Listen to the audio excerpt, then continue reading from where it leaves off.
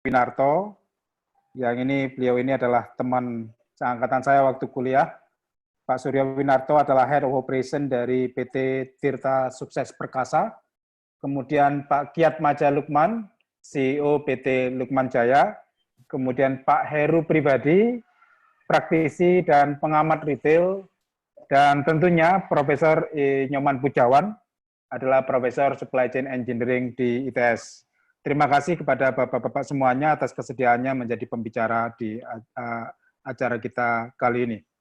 Ya, kita sudah mungkin tiga minggu ini kita mengalami masalah yang disebut sebagai pandemi COVID-19. Beberapa dari kita tidak bisa keluar dan tentunya beberapa industri mengalami masalah. Saya pribadi kemarin sebagai bagian dari anggota tim Satgas COVID ITS membagikan beberapa peralatan, ternyata banyak supply yang tidak ada di market gara-gara ada permintaan yang melonjak tiba-tiba. Padahal supply-nya hanya barang-barang sederhana saja. Nah, itu mungkin akan kita menjadi bahasan kita, bagaimana kita mempertahankan supply chain kita selama masa ini yang kita tidak tahu sampai kapan masa ini, mudah-mudahan segera berakhir nyonya corona ini. Kemudian dan bagaimana nanti akhir dari setelah pandemik berlalu, apakah akan ada perubahan landscape dari supply chain maupun manufacturing di Indonesia maupun di dunia. Nah, ini yang akan kita bahas dalam acara Zoom seminar yang kita adakan di 4 April 2020 kerjasama dari Departemen Manajemen Teknologi dan berbagai pihak yang mendukung acara ini. Berikutnya saya akan mempersilahkan Prof. Nyoman untuk memberikan pengantar bagaimana Pak supply chain di era disrupsi ini. Saya persilahkan Prof. Nyoman. Baik, terima kasih Pak Imam. Selamat pagi Bapak Ibu semuanya. Jadi di pagi ini saya lihat sudah bergabung sekitar ya 78 saya lihat, mungkin akan ada beberapa lagi yang akan menyusul belakangan. Saya akan mengawali dulu dengan beberapa slide, kemudian nanti akan disusul oleh pembicara dari Pak Heru yang mewakili sektor retail, Pak Kiat yang akan mewakili sektor transportasi, sama Pak Suryo yang mewakili sektor manufacturing. Nanti akan dipandu oleh Pak Imam. Kemudian nanti di bagian akhir saya akan kembali menyampaikan hasil survei karena dalam 3 hari ini saya melakukan survei terhadap perusahaan-perusahaan manufacturing di Indonesia. Jadi saya akan sampaikan nanti hasilnya. Baik Bapak Ibu, sebagaimana kita semua tahu bahwa ini adalah topik yang sangat hot dewasa ini. Jadi semua orang kena pengaruh di dunia.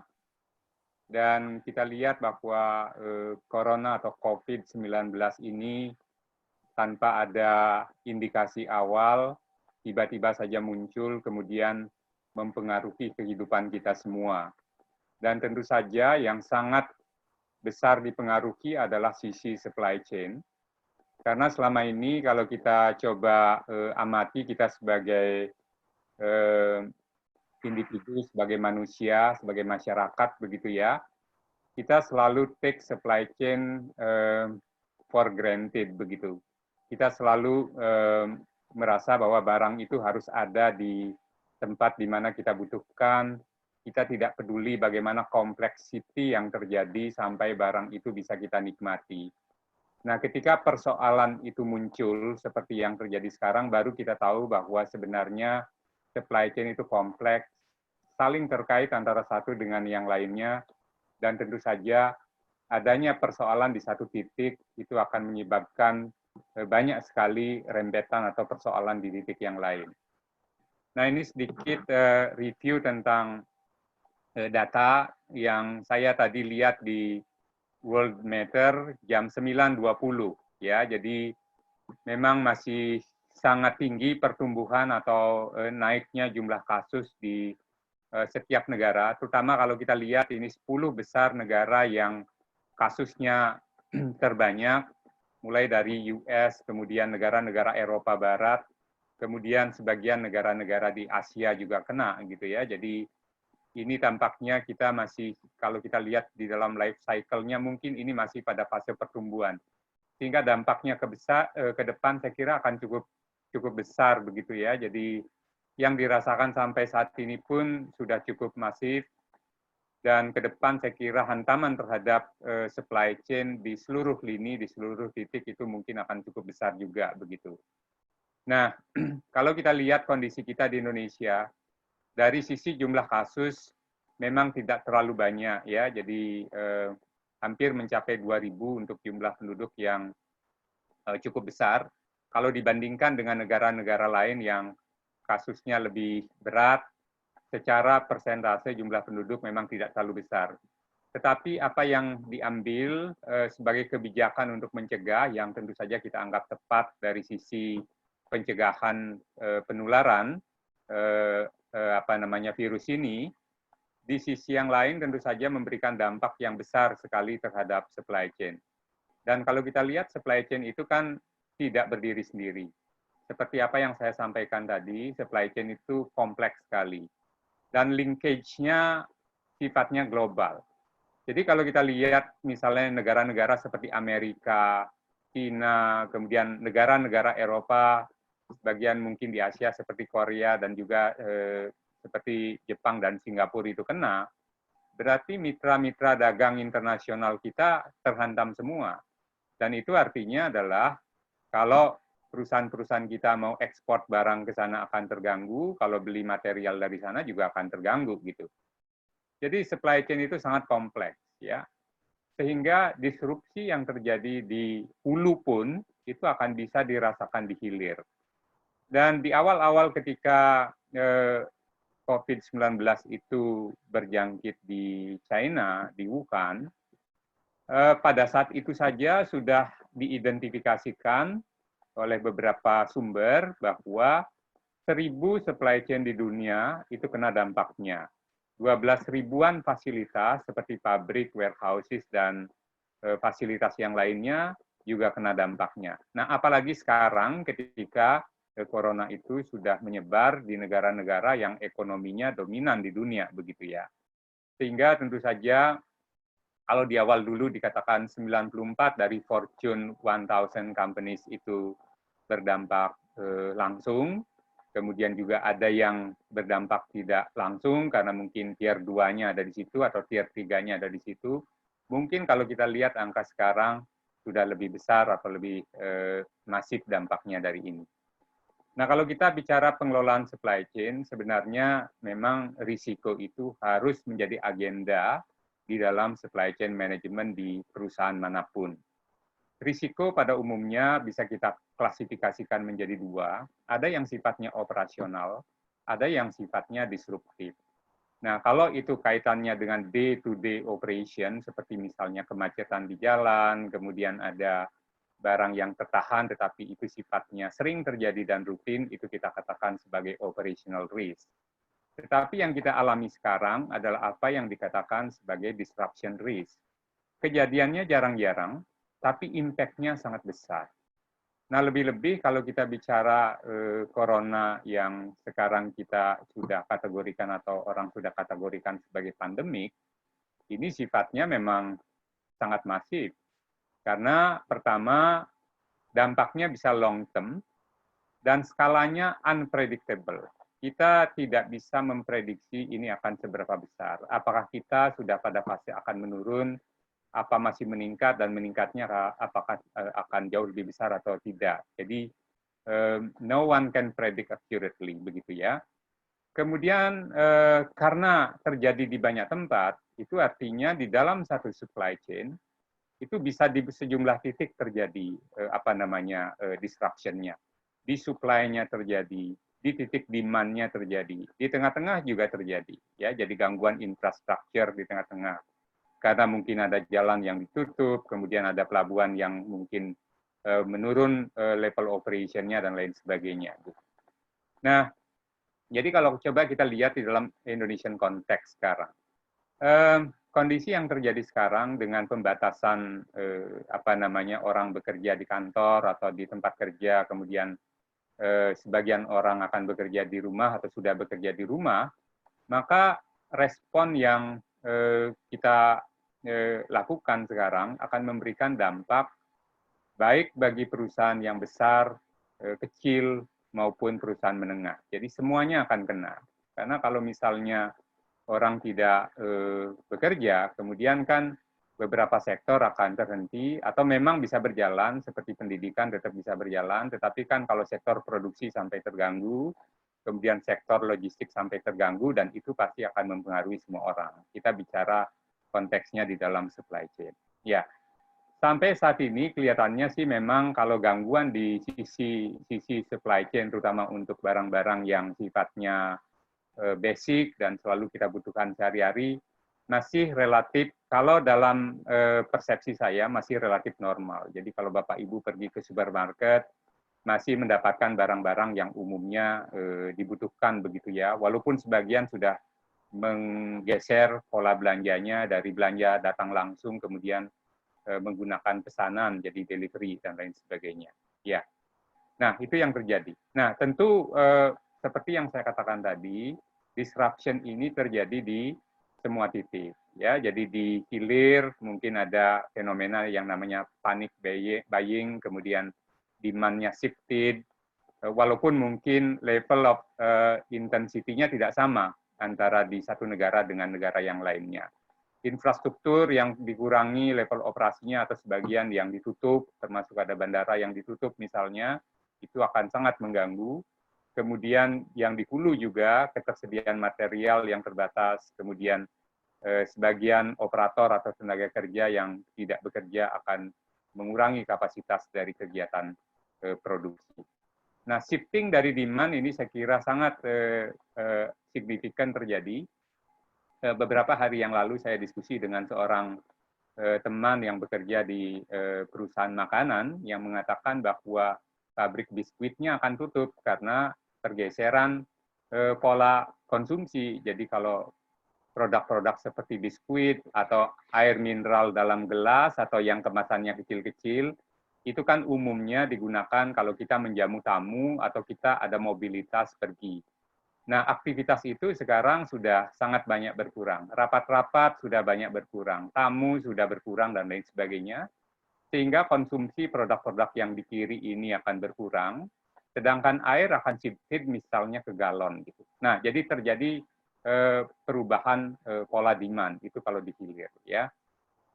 Ini barangkali sudah Bapak Ibu banyak lihat, karena ini beredar di banyak WA group, jadi ada sektor-sektor yang merah, yaitu dampak dari COVID-19 ini sangat negatif terhadap sektor itu. Ada yang hijau yang akan tumbuh di situ atau mendapat berkah dari COVID-19 ini. Barangkali itu sedikit pengantar dari saya. Jadi di diskusi kali ini kita menghadirkan ada Pak Heru nanti yang bakal melihat dari sisi hilirnya, yaitu dari sisi retailnya, perubahan apa saja yang akan terjadi. Pak Kiat nanti akan melihat dari sisi transportasinya, kemudian Pak Suryo nanti dari sisi hulunya, dari sisi production-nya. Saya kira itu barangkali Pak Imam, introduction sedikit dari saya, silakan dilanjutkan. Baik, terima kasih Prof. Nyoman atas introduction-nya. Nampak di sini yang kita hadapi semakin kompleks, terutama supply chain kita juga sekarang semakin kompleks, tidak hanya satu negara, juga berbagai negara, dan akan terdampak ketika negara-negara tersebut mengalami masalah. Berikutnya saya akan memberikan waktu kepada Bapak-Bapak pembicara untuk berbagi pengalaman ini. Bagaimanakah selama beberapa minggu terakhir ini Bapak-Bapak, dampak COVID-19 ini terhadap sektor-sektor di mana Bapak bekerja? Ada Pak Heru dari sektor retail, ada Pak Kiat dari transportasi, kemudian ada dari Pak Suryo dari manufaktur. Saya persilakan mungkin dari Pak Suryo dulu, waktunya 5 menit Pak Suryo, untuk menyampaikan bagaimana Pak pengalaman Bapak dampak COVID-19 ini ke 3 minggu terakhir ini Bapak. Saya persilakan, terima kasih. Oke, kalau dilihat mengenai dampak ya, jadi 3 minggu terakhir ini kita udah mulai merasakan penurunan demand di market ya. Terutama tadi Prof. Nyoman udah discuss bahwa kebetulan saya di air minum club, air minum untuk gelas itu terjun bebas. Artinya karena orang tidak ada kondangan, tidak ada kendurian, tidak ada activity di luar, jadi ini turun bebas ya. Masalah yang lain yang kita jumpain untuk raw material, untuk packaging material maupun material-material penunjang untuk lab, kita masih belum merasakan dampaknya. Cuma kita sudah mulai bersiap-siap seperti khususnya untuk material-material labs, uji labs kita udah mulai menaikkan inventory. Untuk orang, karena kebanyakan pabrik kita di luar kota, itu mungkin masih belum berdampak, artinya kita melakukan monitoring secara ketat kepada karyawannya kita, baik itu laporan kesehatan, kita punya health assessment, jadi setiap karyawan itu wajib untuk mengisi health assessment itu. Syukur alhamdulillah sampai sekarang masih belum ada dampaknya. Yang menjadi problem kelihatannya adalah malah di back office. Karena di back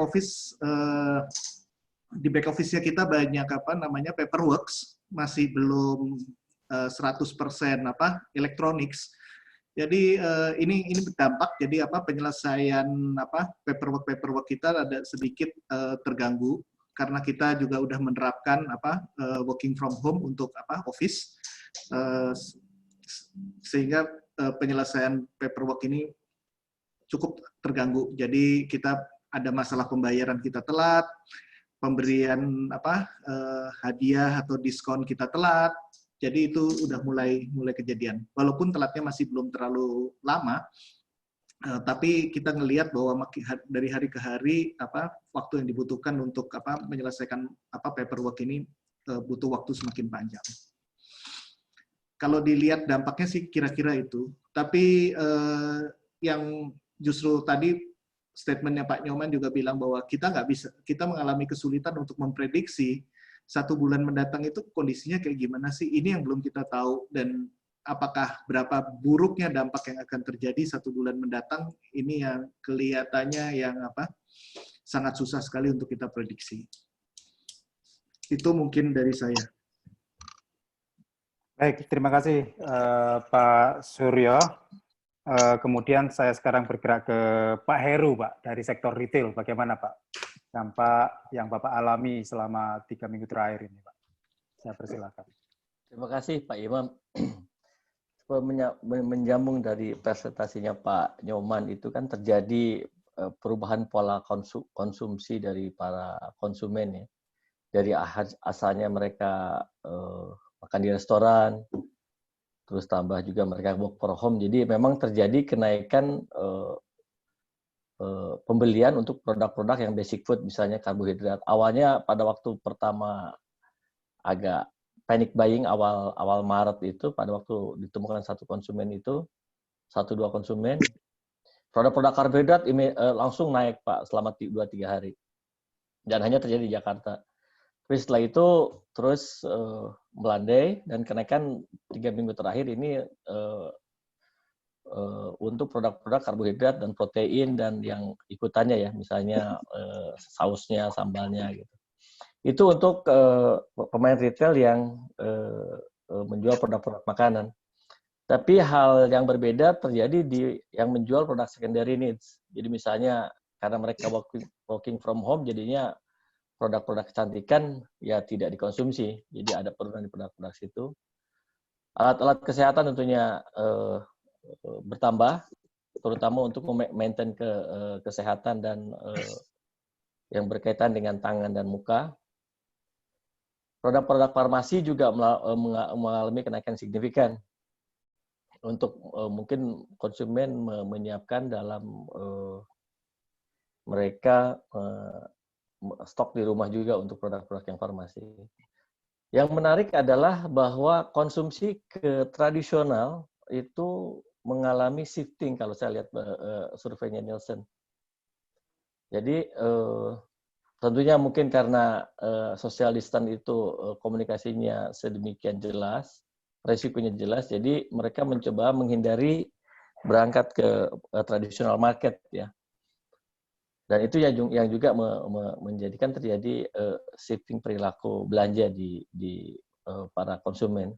Pada pertengahan Maret itu, awal dan pertengahan Maret itu terjadi Jabodetabek, tapi sekarang sepertinya sudah juga ke luar pulau dan Jawa Timur dan kota-kota lainnya. Demikian Pak, kalau dari yang saya amati dari retail.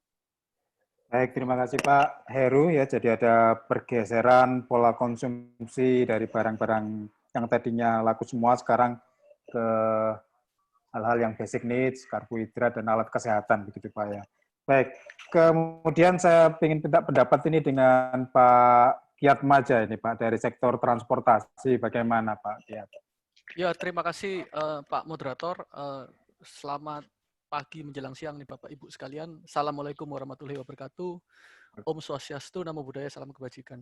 Nah, saya nanti akan mulai dari ini Pak ya. Kalau di sektor transportasi, kita bisa lihat ada dua hal ini. Dampak kepada perusahaan secara internal dan dampak eksternal. Maksudnya internal itu internal perusahaan dan eksternal itu operasional di luar itu. Jadi kalau impact dari COVID-19 sendiri, untuk kami di internal itu otomatis ada dampak pada pola operasi ya. Pola operasi kami juga udah berubah sekarang. Contohnya, kalau saya contohkan tuh di masalah penagihan, tadi Prof. Nyoman bilang masalah disrupsi ya. Jadi corona ini disrupsi terbesar, Pak.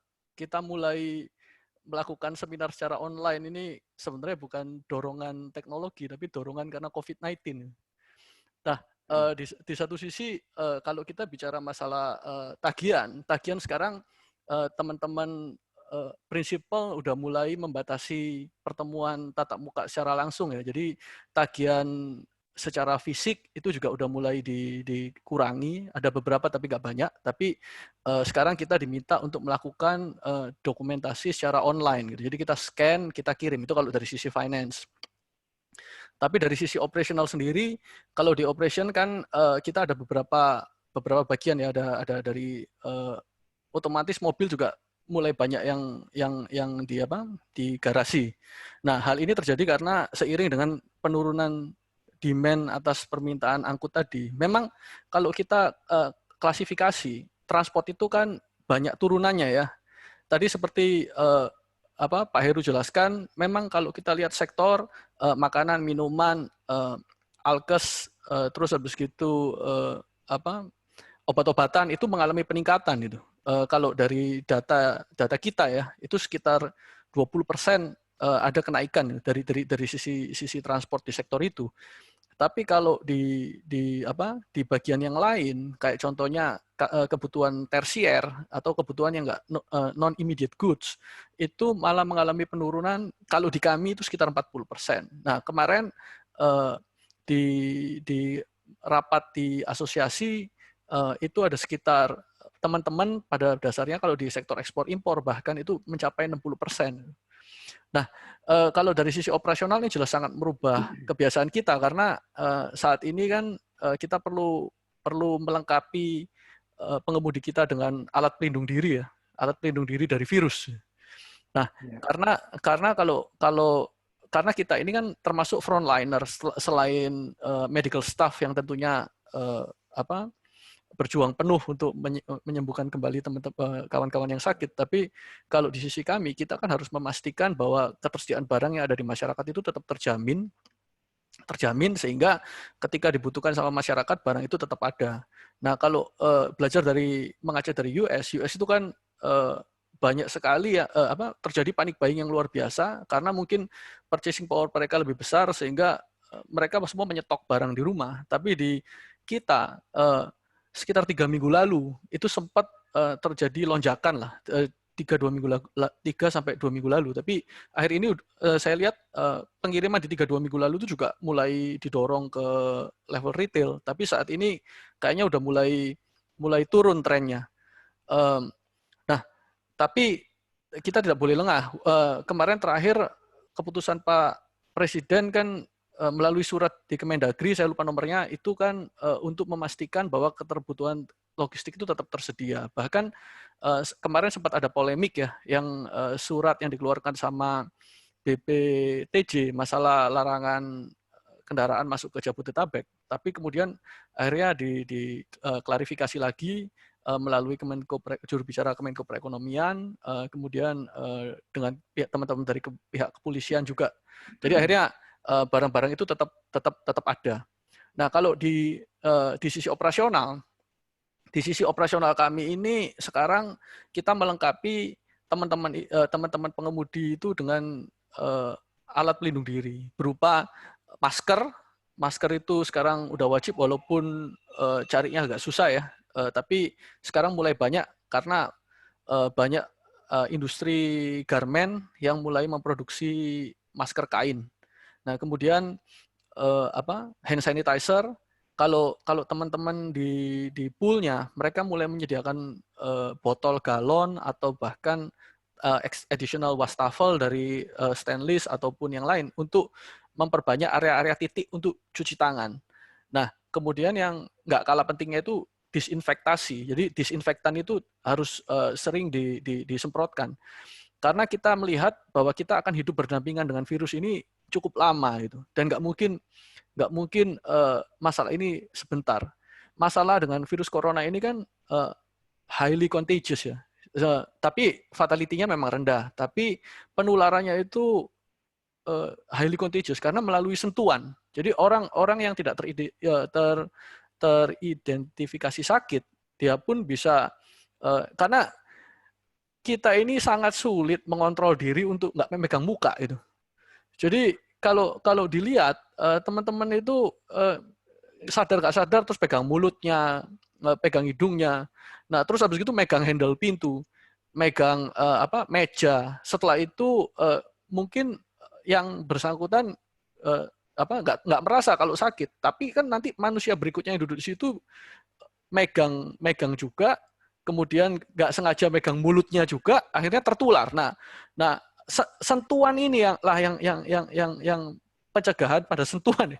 Jadi membatasi sentuhan yang susah. Akhirnya kami pun mewajibkan masker, terus habis gitu mencuci setelah menyentuh gitu, atau hand sanitizer setelah menyentuh. Tapi ya memang kalau kita bicara supir di pengemudi angkutan barang, mereka kan selalu berinteraksi ya dengan kawan-kawan yang lain, biarpun itu di gudang, ketika proses bongkar muat, ketika proses di lapangan kan sering berinteraksi. Jadi mereka ini kalau nggak dilengkapi dengan alat pelindung diri, mereka akan jadi wadah penular gitu ya. Itu yang kami khawatirkan juga. Di satu sisi kami juga harus terus menyediakan barang yang kebutuhan di masyarakat. Nah, terus yang berikutnya adalah masalah finance. Kalau kita lihat, karena dengan banyaknya truk yang berhenti dan aktivitas ekonomi yang turun, otomatis kan sedangkan cicilan harus jalan terus ya. Walaupun kemarin Pak Kepala Negara menginstruksikan untuk cicilan di stop. Nah, itu kan untuk Gojek dan nelayan gitu. Tapi kalau dari sisi kami yang perusahaan, tetap aja tanggung jawab tetap harus kami jalankan. Nah, kalau penurunan demand ini nggak dimitigasi, kita juga akan kesulitan. Nah, berikutnya terus kemarin sempat ada larangan di beberapa titik kayak di Tegal, penutupan lokal lockdown ya, yang akhirnya disemprit itu sama pemerintah pusat dan dibuka lagi itu. Nah, pemerintah daerah ini memikirkan daerahnya sendiri, padahal kita lupa kita ini kan satu negara ya. Jadi keputusan itu harus diambil secara kolektif itu dan ditentukan sama pemerintah pusat. Nah, ketika mereka melakukan lockdown sendiri, otomatis barang-barang yang ke sana kan jadi terhambat. Nah, tapi akhirnya sempat diklarifikasi juga, sempat diselesaikan, akhirnya tidak ada gangguan yang berarti. Termasuk yang di Bali ya. Kemarin sempat ada masalah waktu kita ke Bali, hanya boleh truk Bali saja. Nah, masalah nasional tapi isu primordialismenya masih tinggi itu kan susah ini. Nah, tapi akhirnya itu juga bisa diselesaikan tanpa masalah. Nah, ini saya share sedikit.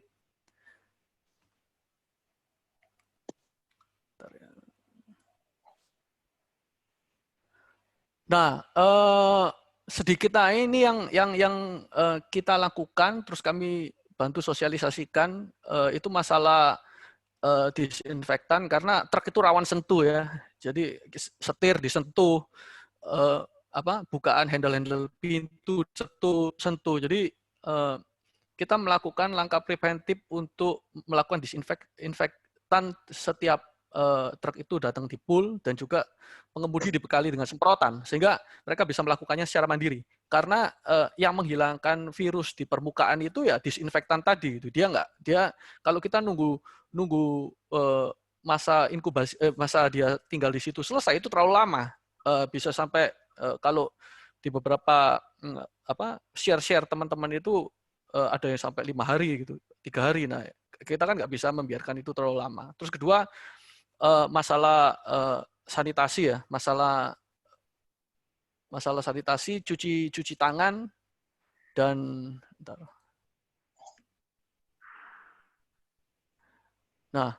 terus yang berikutnya, kemarin kita sempat juga ketemu dengan secara asosiasi ya, kita ke Menko Perekonomian. Sebenarnya ada dua aturan yang diterbitkan. Satu dari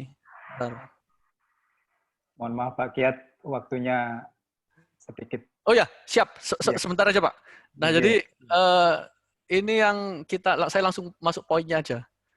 Jadi kemarin ini yang kami usulkan 60%, perlambatan kan sekitar 60% ya dari teman-teman kemarin kita lakukan secara kolektif pendataan, dan kami khawatirkan akan mengalami penurunan lagi sebesar 90%. Nah, terus ini tadi saya singgung masalah kredit, kemudian saya singgung lagi masalah pajak.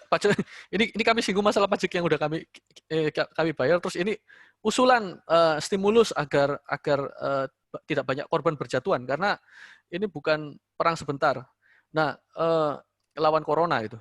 Intinya perusahaan yang punya nafas panjang lah di sini yang bisa sustain. Kalau nafasnya pendek ini sekarang berapa lama juga udah ngap butuh ventilator ya, Pak. Saya rasa itu. Terima kasih. Baik Pak, terima kasih Pak. Tantangan yang dihadapi oleh rekan-rekan industri dari berbagai sektor ini macam-macam Pak ya. Dan tentu tantangannya sangat kritikal dan sangat rumit yang kita hadapi, terutama dengan ketidakpastian yang ada. Transportasi tentu adalah urat nadi dari industri lainnya. Tanpa transportasi mungkin retailnya Pak Heru mungkin tidak bisa kebagian barang Pak ya. Kemudian manufaktur juga mungkin tidak bisa mendistribusikan barang. Kalau manufaktur dari mengalami masalah demand, mungkin juga ada masalah dari sisi supply raw materials. Belum lagi kalau kita lihat, tidak semua dari kita itu mempunyai kemewahan untuk work from home, Pak ya. Apalagi kalau trackingnya work from home, saya nggak kebayang bagaimana trackingnya work from home. Gitu. Manufaktur juga begitu, juga orang-orang yang ada di front line. Jadi tadi tantangan yang kita hadapi selama masa COVID ini, penurunan demand, kemudian di beberapa produk atau sektor itu terjadi permintaan yang meningkat tajam, sehingga ada pergeseran juga, ada pergeseran pola permintaan. Di samping itu, kita juga memiliki tantangan, yaitu bagaimana kita menjaga availability. Di waktu yang sama, kita harus menjaga safety precaution yang sangat tinggi sekarang ini, agar karyawan kita tidak sakit. Cara kerja kita dipaksa berubah. Nah, ini yang mungkin ada yang kita hadapi sekarang ini. Oke, untuk itu saya ingin tahu, Pak, dari teman-teman semuanya ini. Kira-kira untuk respon jangka pendek itu seperti apa menghadapi apa yang dialami Bapak selama 3 minggu terakhir ini? Bagaimana respon jangka pendek? Apa yang sudah dilakukan dan yang akan dilakukan? Short term-nya, Pak, sebelum kita lihat bagaimana nanti COVID ini akan berlalu, tetapi short term-nya menghadapi krisis ini, apa yang sedang dan sudah akan dilakukan oleh Bapak-Bapak semua. Saya mulai dari sektor retail dulu, Pak, mungkin. Saya persilakan, Pak. Kembali lagi waktunya 5 menit, mohon maaf. Ya. Pak Heru, saya persilakan. Pak Heru suaranya, oke. Ya, terima kasih Pak Imam.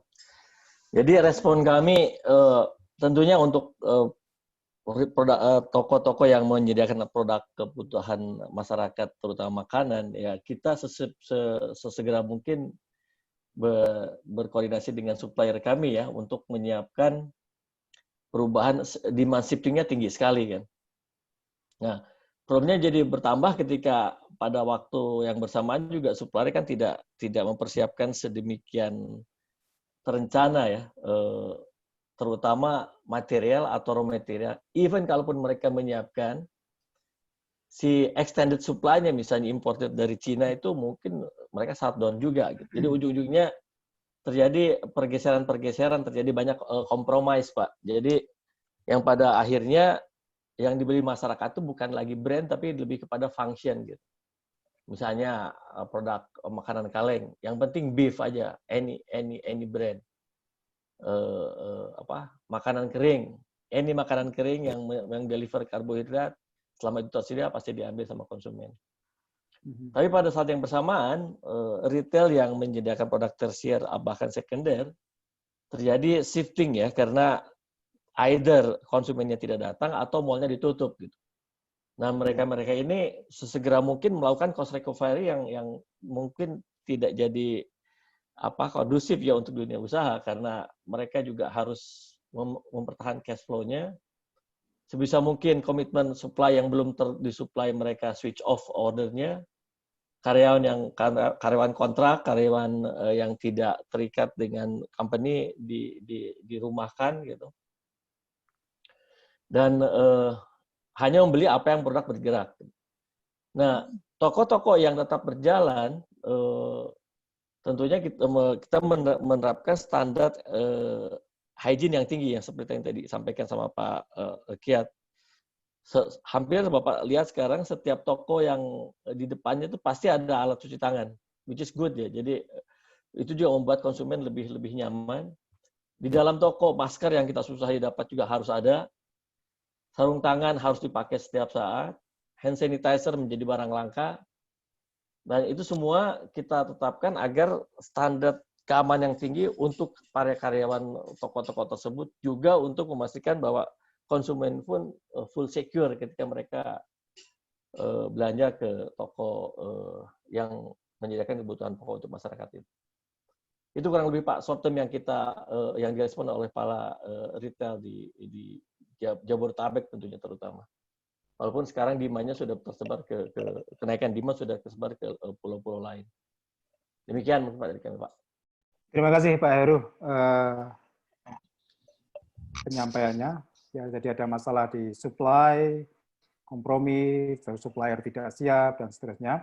Nanti akan kita bahas lebih detail. Berikutnya dari sisi manufaktur ini, Pak Suryo. Saya persilakan Pak Suryo. Apa yang Bapak akan lakukan dalam short term ini, Pak? Atau mungkin sudah sedang dilakukan dalam mengatasi situasi krisis ini, Pak? Saya persilakan. Oke, makasih Pak Imam. Untuk teknisnya, saya rasa Pak Kiat tadi udah cover banyak ya. Apa yang kita tingkatkan standar hygiene di factory. Contohnya untuk di pabrik kita itu ada PA system TOA. Itu hampir setiap 1 jam sekali kita berulang-ulang kali komunikasi pentingnya hygiene, apa aja yang mesti mereka lakukan. Sisanya sih kita penyemprotan rutin semua kita lakukan lebih intensif, itu yang kita lakukan sementara. Kalau kita ngelihat sebenarnya saya mau lihat begini, kalau kita bicara mengenai krisis, kita itu ada beberapa step. Kita ada pandemik. Setelah pandemik ini terjadi, kemudian ada yang namanya crisis management. Ini stages yang di mana kita sekarang.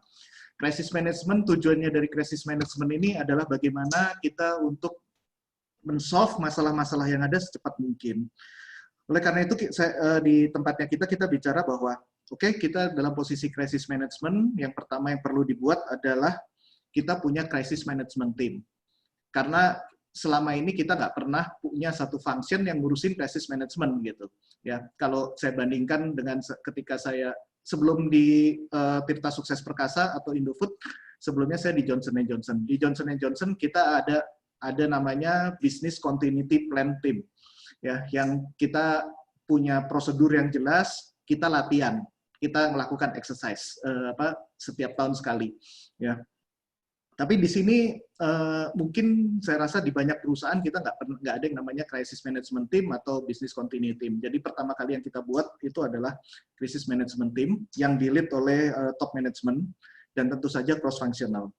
Apa aja sih fungsinya dari crisis management team itu? Pertama itu communication.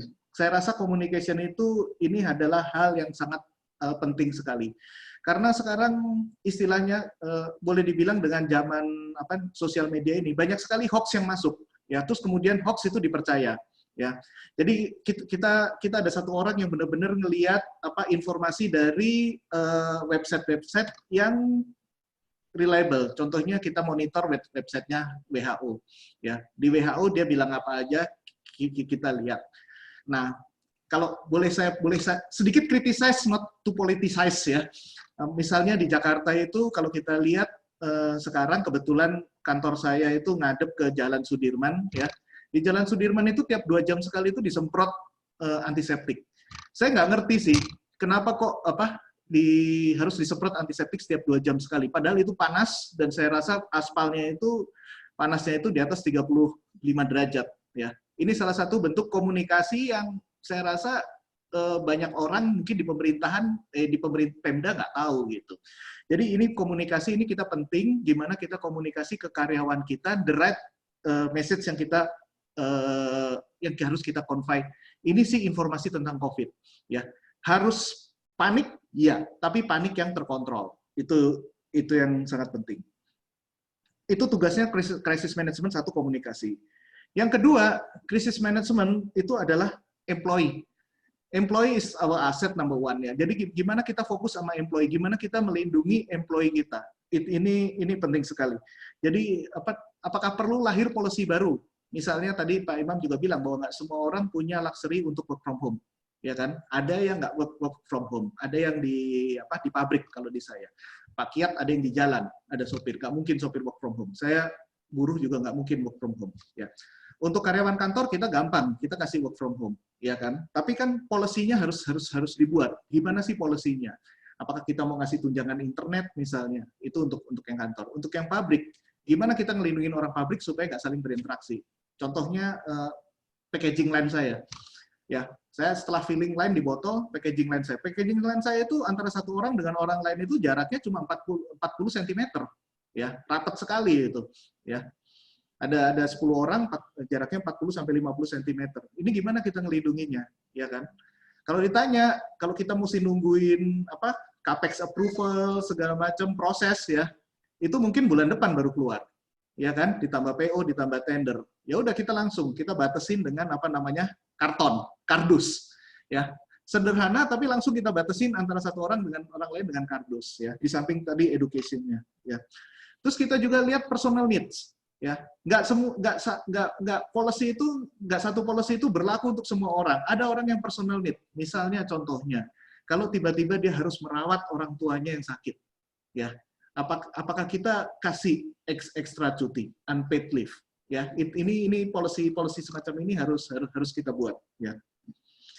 Terus crisis management salah satunya adalah supply chain response. Nah, ngapain supply chain response itu? Ya tadi, kita bicara masalah material, kita bicara masalah orang, kita bicara masalah mitigation plan. Yang paling penting adalah forecasting. Tadi Pak Heru juga udah di-set bahwa, oke, Pak Heru dan Pak Kiat bilang bahwa ini 3 minggu pertama terjadi lonjakan. Tapi masalahnya pertanyaan, terus kemudian terjadi shifting demand. Misalnya hand sanitizer, dulu mungkin nggak semua orang pakai, tapi mungkin sekarang 60% dari people pakai, ya. Apakah kita harus adjust forecasting? Ataukah kita harus gimana kita take count bullet effect? Bullet effect itu contohnya, misalnya mie. Indomie itu ini bukan data resmi, ini cuma pengamatan. Jadi pengamatan saya Indomie itu di minggu-minggu pertama itu orang pada ngeras, tapi setelah itu ya normal kembali gitu. Ya jadi kita lihat itu. Terus kemudian mengenai supply chain. Dan yang berikutnya adalah business tracking. Ini yang sangat penting sekali nih. Ketika kita bicara business tracking itu kita bicara banyak. Kita bicara masalah P&L, profit and loss. Karena at the end kita kemudian ditanya gimana sih impact dari coronavirus ini terhadap profit and loss kita. Terus kemudian ability to pay interest dan pokoknya ke bank. Ini juga sangat penting kita lihat. Apakah kita perlu restrukturisasi hutangnya kita? Ya, apakah kita harus negosiasi? Gimana harus negosiasinya? Tadi contohnya misalnya pembayaran. Apakah kita harus negosiasi pembayaran kita lebih lama karena processingnya kita nggak bisa cepat gitu, ya. Jadi business tracking dan forecasting ini sangat penting sekali. Ini terutama untuk konsumsi top management supaya top management bisa ngambil action yang tepat. Dan terakhir dari crisis management ini adalah corporate responsibility. Pengertian corporate responsibility ini apa? Basically bahwa kita itu nggak terlepas sama lingkungan kita, terutama kalau kita bicara COVID. Artinya, kalau lingkungan kita orangnya banyak sakit, otomatis karyawan kita juga banyak sakit kan? Otomatis karyawan kita mudah ketularan. Nah, ini cukup challenging. Kita masih bertanya-tanya, kita masih belum ketemu satu pattern yang tepat untuk corporate responsibility. Ya, mungkin kalau kita bicara simple, kita bisa masalahnya kita donate masker, kita donate itu mungkin mudah. Tapi gimana sih bikin corporate responsibility yang terstruktur? Terus terang ini kita juga masih pusing karena kita masih bingung masalah supply chain, kita masih bingung masalah employee kita gimana, ya. Jadi ini masih belum kita laksanakan. Jadi saya rasa itu yang kita laksanakan in term of crisis management, menyelesaikan krisis ini secepat mungkin dan sebaik mungkin. Itu dari saya.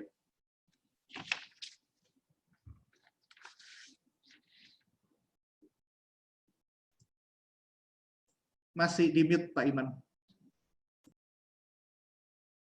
Kadang lupa mute-nya. Oke, baik Pak. Oke, terima kasih Pak Suryo atas ulasannya mulai dari sisi end-to-end ini yang dibicarakan oleh Pak Suryo, mulai dari eksternal sampai internal, krisis manajemen, bagaimana employee kita nanti, masa depan employee kita, dan seterusnya. Dan ada juga tentang CSR tadi.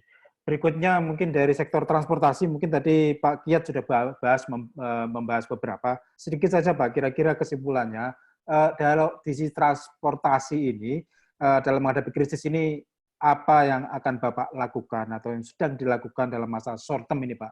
Mulai dari operation termasuk yang kaitannya dengan finance tadi Pak. Saya persilakan Pak Kiat, monggo Pak. Ya, makasih Pak Imam. Tadi saya udah singgung sedikit, tapi intinya ya tadi Pak, perlindungan untuk awak pengemudi yang ada di sana penting, memastikan mereka tidak tertular dan menulari. Itu dua hal yang perlu kita garis bawahi. Makanya kita mewajibkan dan kantor juga melakukan disinfektasi, mewajibkan untuk memakai masker. Kemudian juga yang terakhir itu hand sanitizer, sering-sering cuci tangan. Hal ini sebenarnya juga tertuang di peraturan Dirjen yang baru dikeluarkan, Pak. Kalau ada waktu saya tampilkan gitu. Ya, mohon maaf.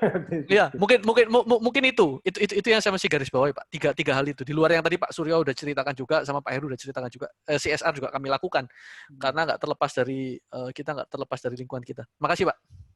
Baik, terima kasih Pak Kiat dan Bapak-Bapak yang lain. Oke, persoalan yang kita hadapi begitu kompleksnya, dan kompleksitas ini dibarengi juga dengan ketidakpastian yang ada. Kalau kita bicara tentang demand shifting tadi, sehingga ada yang tadinya kita tidak membutuhkan, katakanlah alat-alat untuk desinfektan, sekarang tiba-tiba desinfektan naik, kemudian kita supplier ternyata juga tidak siap.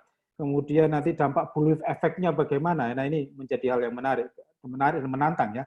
Karena apa? Kalau kita mungkin supplier itu memenuhi permintaan itu, ternyata nanti permintaan itu sudah kembali ke normal lagi. Nah ini yang menjadi berbahaya. Orang-orang menumpuk barang yang tadinya diharapkan ada dan ternyata kita bisa mengatasi dan bergeser lagi. Nah ini yang tantangan ke depan yang kita hadapi. Kemudian tadi Pak Suryo banyak membahas tentang dan juga Bapak yang lain ya, membahas tentang cara kerja kita dipaksa berubah dalam waktu dekat ini. Mulai dari social distancing atau physical distancing. Kemudian corporate social responsibility. Kebetulan saya terlibat di penanganan COVID ini, menyediakan beberapa APD atau alat pelindung diri. Kami mendapatkan CSR juga dari beberapa perusahaan. Tapi yang permasalahan itu kan barang tidak ada, supply tidak ada. CSR berikutnya mungkin kita akan kembali dengan konsep CSR apa yang dibahas oleh Profesor Michael Porter dari Harvard. Kita tidak lagi membagi-bagi aja, tetapi corporate share value. Artinya ketika masyarakat itu terdampak, kita juga terdampak nantinya. Nah, itu yang mungkin jangka pendek yang kita hadapi. Tantangan-tantangan, kompleksitas yang kita hadapi sekarang begitu kompleks ya. Demikian tadi disampaikan Pak Kiat mencontohkan ketika Tegal ditutup, dampaknya tidak hanya Tegal saja, tetapi yang lain. Nah, terutama ketika beberapa artikel menyatakan ketika Cina mengalami masalah, sementara banyak produk itu berasal dari Cina, maka terjadi supply disruption yang mulai dari raw material ini. Nah, masa depan supply chain juga menjadi pertanyaan. Apakah global network atau global supply chain ini masih akan kita jalankan? Ataukah kita akan merubah nanti? The life after COVID-19 mungkin akan berubah. Beberapa orang memperkirakan. Begitu juga dalam bisnis, supply chain nanti mungkin akan ada perubahan. Nah, saya minta pendapat ini, Bapak-Bapak. Jangka panjang ini, Bapak-Bapak. Dari sektor transportasi, kita belajar ini, dan mungkin kita akan, ya tadi apa yang kita lakukan bisa merubah segalanya. Bagaimana, Pak, jangka panjang Bapak yang kita lakukan, masing-masing sektor menghadapi, menyiapkan strategi, jika kita mengalami strategi krisis seperti ini, atau akibat dari yang diakibatkan oleh krisis ini kita belum tahu bagaimana akibat ke depannya, yang tentu akan berdampak pada kita semuanya. Saya persilakan mungkin diawali dari sektor retail ini Pak Heru. Bagaimana Pak Heru? Dampak strategi jangka panjang Pak, apakah sudah akan menerapkan atau bagaimana sebaiknya bagi sektor retail Pak? Saya persilakan Pak Heru. Kembali lagi waktunya 5 menit Pak, mohon maaf. Oke, terima kasih Pak Imam. Mungkin saya singkat saja ya. Jadi hal ini kan kita kan di Indonesia ini tidak hidup dalam ruang hampa ya. Jadi sebenarnya sinyalnya itu kan sudah terjadi di negara lain. Nah, sebaiknya setiap pemain retail itu untuk karena yang kecenderungan dari kita adalah when it over gitu. When it's gone. Saran kami adalah dokumentasikan semua langkah-langkah yang berkaitan dengan penanganan krisis ini. Tentunya ada hal yang khusus yang berkaitan dengan COVID, tapi banyak sekali hal-hal yang umum yang seyogianya bisa dibuat langkah lebih awal diantisipasi. Jadi demikian ketika the same crisis atau mungkin krisis yang berbeda terjadi, pola umumnya kita sudah siap.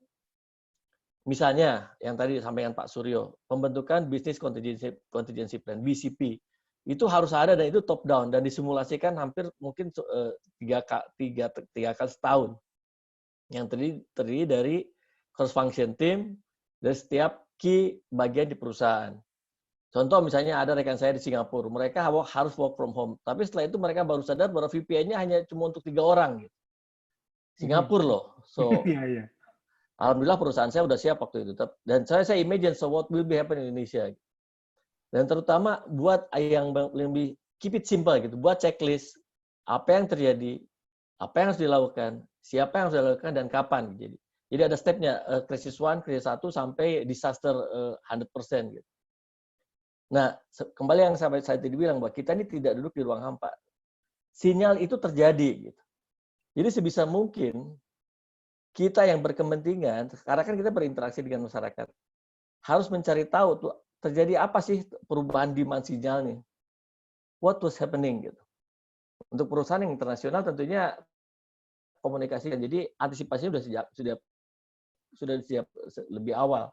Misalnya ini karbohidrat yang bergerak disiapkan. Tisu loh yang bergerak, tisu disiapkan. Tapi ternyata kan beda, karena mungkin kalau di Hong Kong, Singapura mereka ke toilet pakai tisu. Kita kan banyak air, kita pakai air.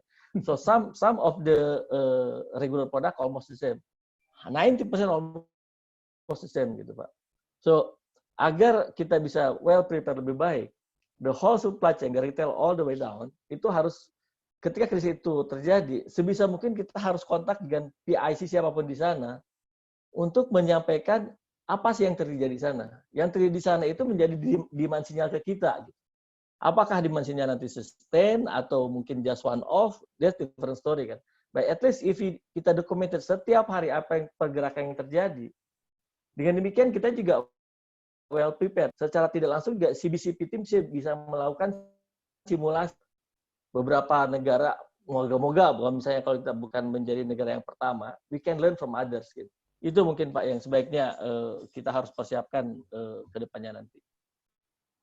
Terima kasih Pak Heru, terima kasih. Jadi Pak Heru menggarisbawahi pentingnya business continuity plan, Pak ya.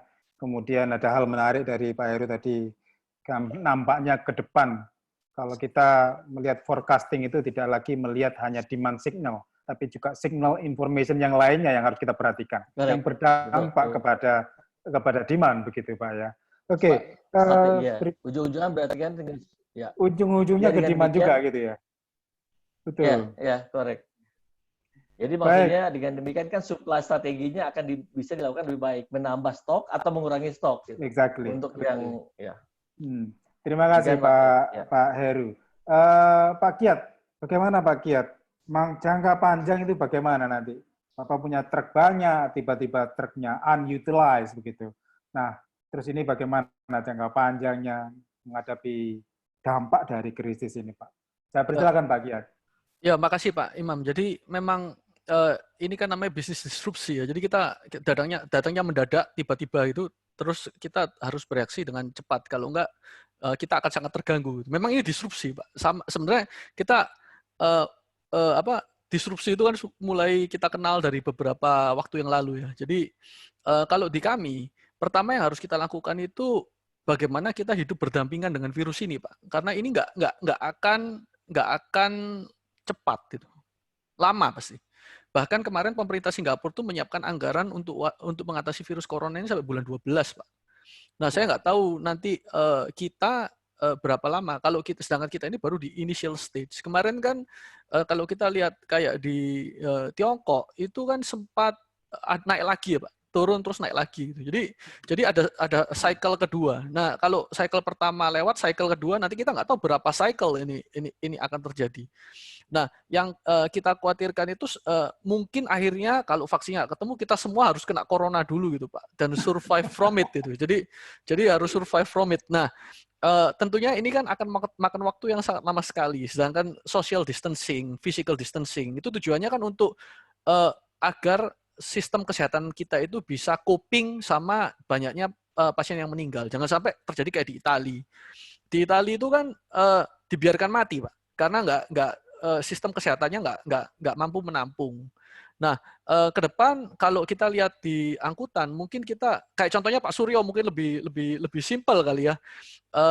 Dari jualan air minum dirubah ke disinfektan gitu. Packagingnya kan sudah ada itu, klub disinfektan itu. Mungkin bisa dilakukan untuk BCP-nya gitu. Karena kan orang butuh disinfektan. Nah, kalau untuk kita di sektor transportasi, mungkin yang dekat itu di sektor hotel, Pak. Hotel sekarang juga pada mengeluh. Padahal bisa jadikan hotel untuk ODP, Pak. Orang dalam pemantauan gitu, mendatangkan orang ya setelah itu dibereskan semua balik ke pariwisata lagi kan, kalau pariwisatanya lagi tren. Nah, kalau untuk truk mungkin bisa saya kaitkan sama Pak Edi juga, Pak Edi yang di Kalok, kontainernya dibuat rumah sakit darurat gitu, Pak. Nah, itu mungkin bisa dipertimbangkan untuk teman-teman agar bisnisnya tetap bisa sustain kan, karena kalau nggak dengan aset yang begitu banyak, kita ini kan padat aset, Pak. Ketika sedangkan cicilan juga harus jalan terus. Nah, mungkin truk-truk box itu bisa disulap jadi rumah sakit, itu rumah sakit darurat. Itu mungkin kita perlu pertimbangan lagi, Pak. Saya rasa itu, Pak Imam. Makasih. Ya, terima kasih Pak Kiat. Ya, memang menarik tadi ulasan dari Pak Kiat. Mungkin kita harus men-shifting bisnis kita untuk tetap sustain begitu, Pak ya. Tadi pagi kebetulan kami sedang berdiskusi untuk mendapatkan masker nih, Pak. Ya.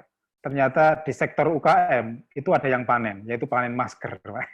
Jadi mereka over demand, jadi banyak permintaan dari pemerintah daerah maupun pemerintah provinsi atau Pemkot. Sampai ketika saya ingin mengadakan gerakan itu, mereka sudah nolak, maaf Pak, kami sudah penuh begitu. Ya, yang tadinya mungkin mereka tidak bergerak di situ, jadi bergerak di situ. Tapi mungkin untuk bisnis yang besar, seperti Pak Suryo itu bisa langsung beralih jualan air menjadi jualan disinfektan. Monggo Pak Suryo, saya persilakan Pak Suryo. Ya, kalau ditanya jualan air ke jualan disinfektan sih bisa-bisa aja ya, karena apa namanya sebenarnya tinggal ganti aja isi airnya itu diganti alkohol atau apa ya. Tapi kita nggak kepikiran kita terus terang kita nggak kepikiran ke situ ya, kecuali nanti ada apa penugasan dari pemerintah, saya nggak tahu ya. Karena kalau kita lihat di Amerika sendiri, Ford Motor itu mereka udah bikin ventilator. Oke. Ya, jadi mereka punya banyak mesin CNC. Terus kemudian mereka nggak punya teknologi untuk bikin ventilator, yang punya teknologinya GE, General Electric, salah satu anak perusahaannya General Electric. Jadi General Electric licensing ke Ford, dan Ford membuat itu apa sifatnya penugasan ya, charity ya. Jadi apa namanya, saya nggak tahu, kemarin saya baca berapa ratus ribu per bulan gitu mereka bisa buat dari mesin CNC yang ada. Ya. Kalau air juga kira-kira begitu.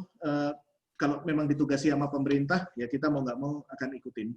Tapi pada prinsipnya, kan kita punya tabung udah ada, tinggal kita beliin satu motor mixer, kita campur, kita fill, oke. Ya.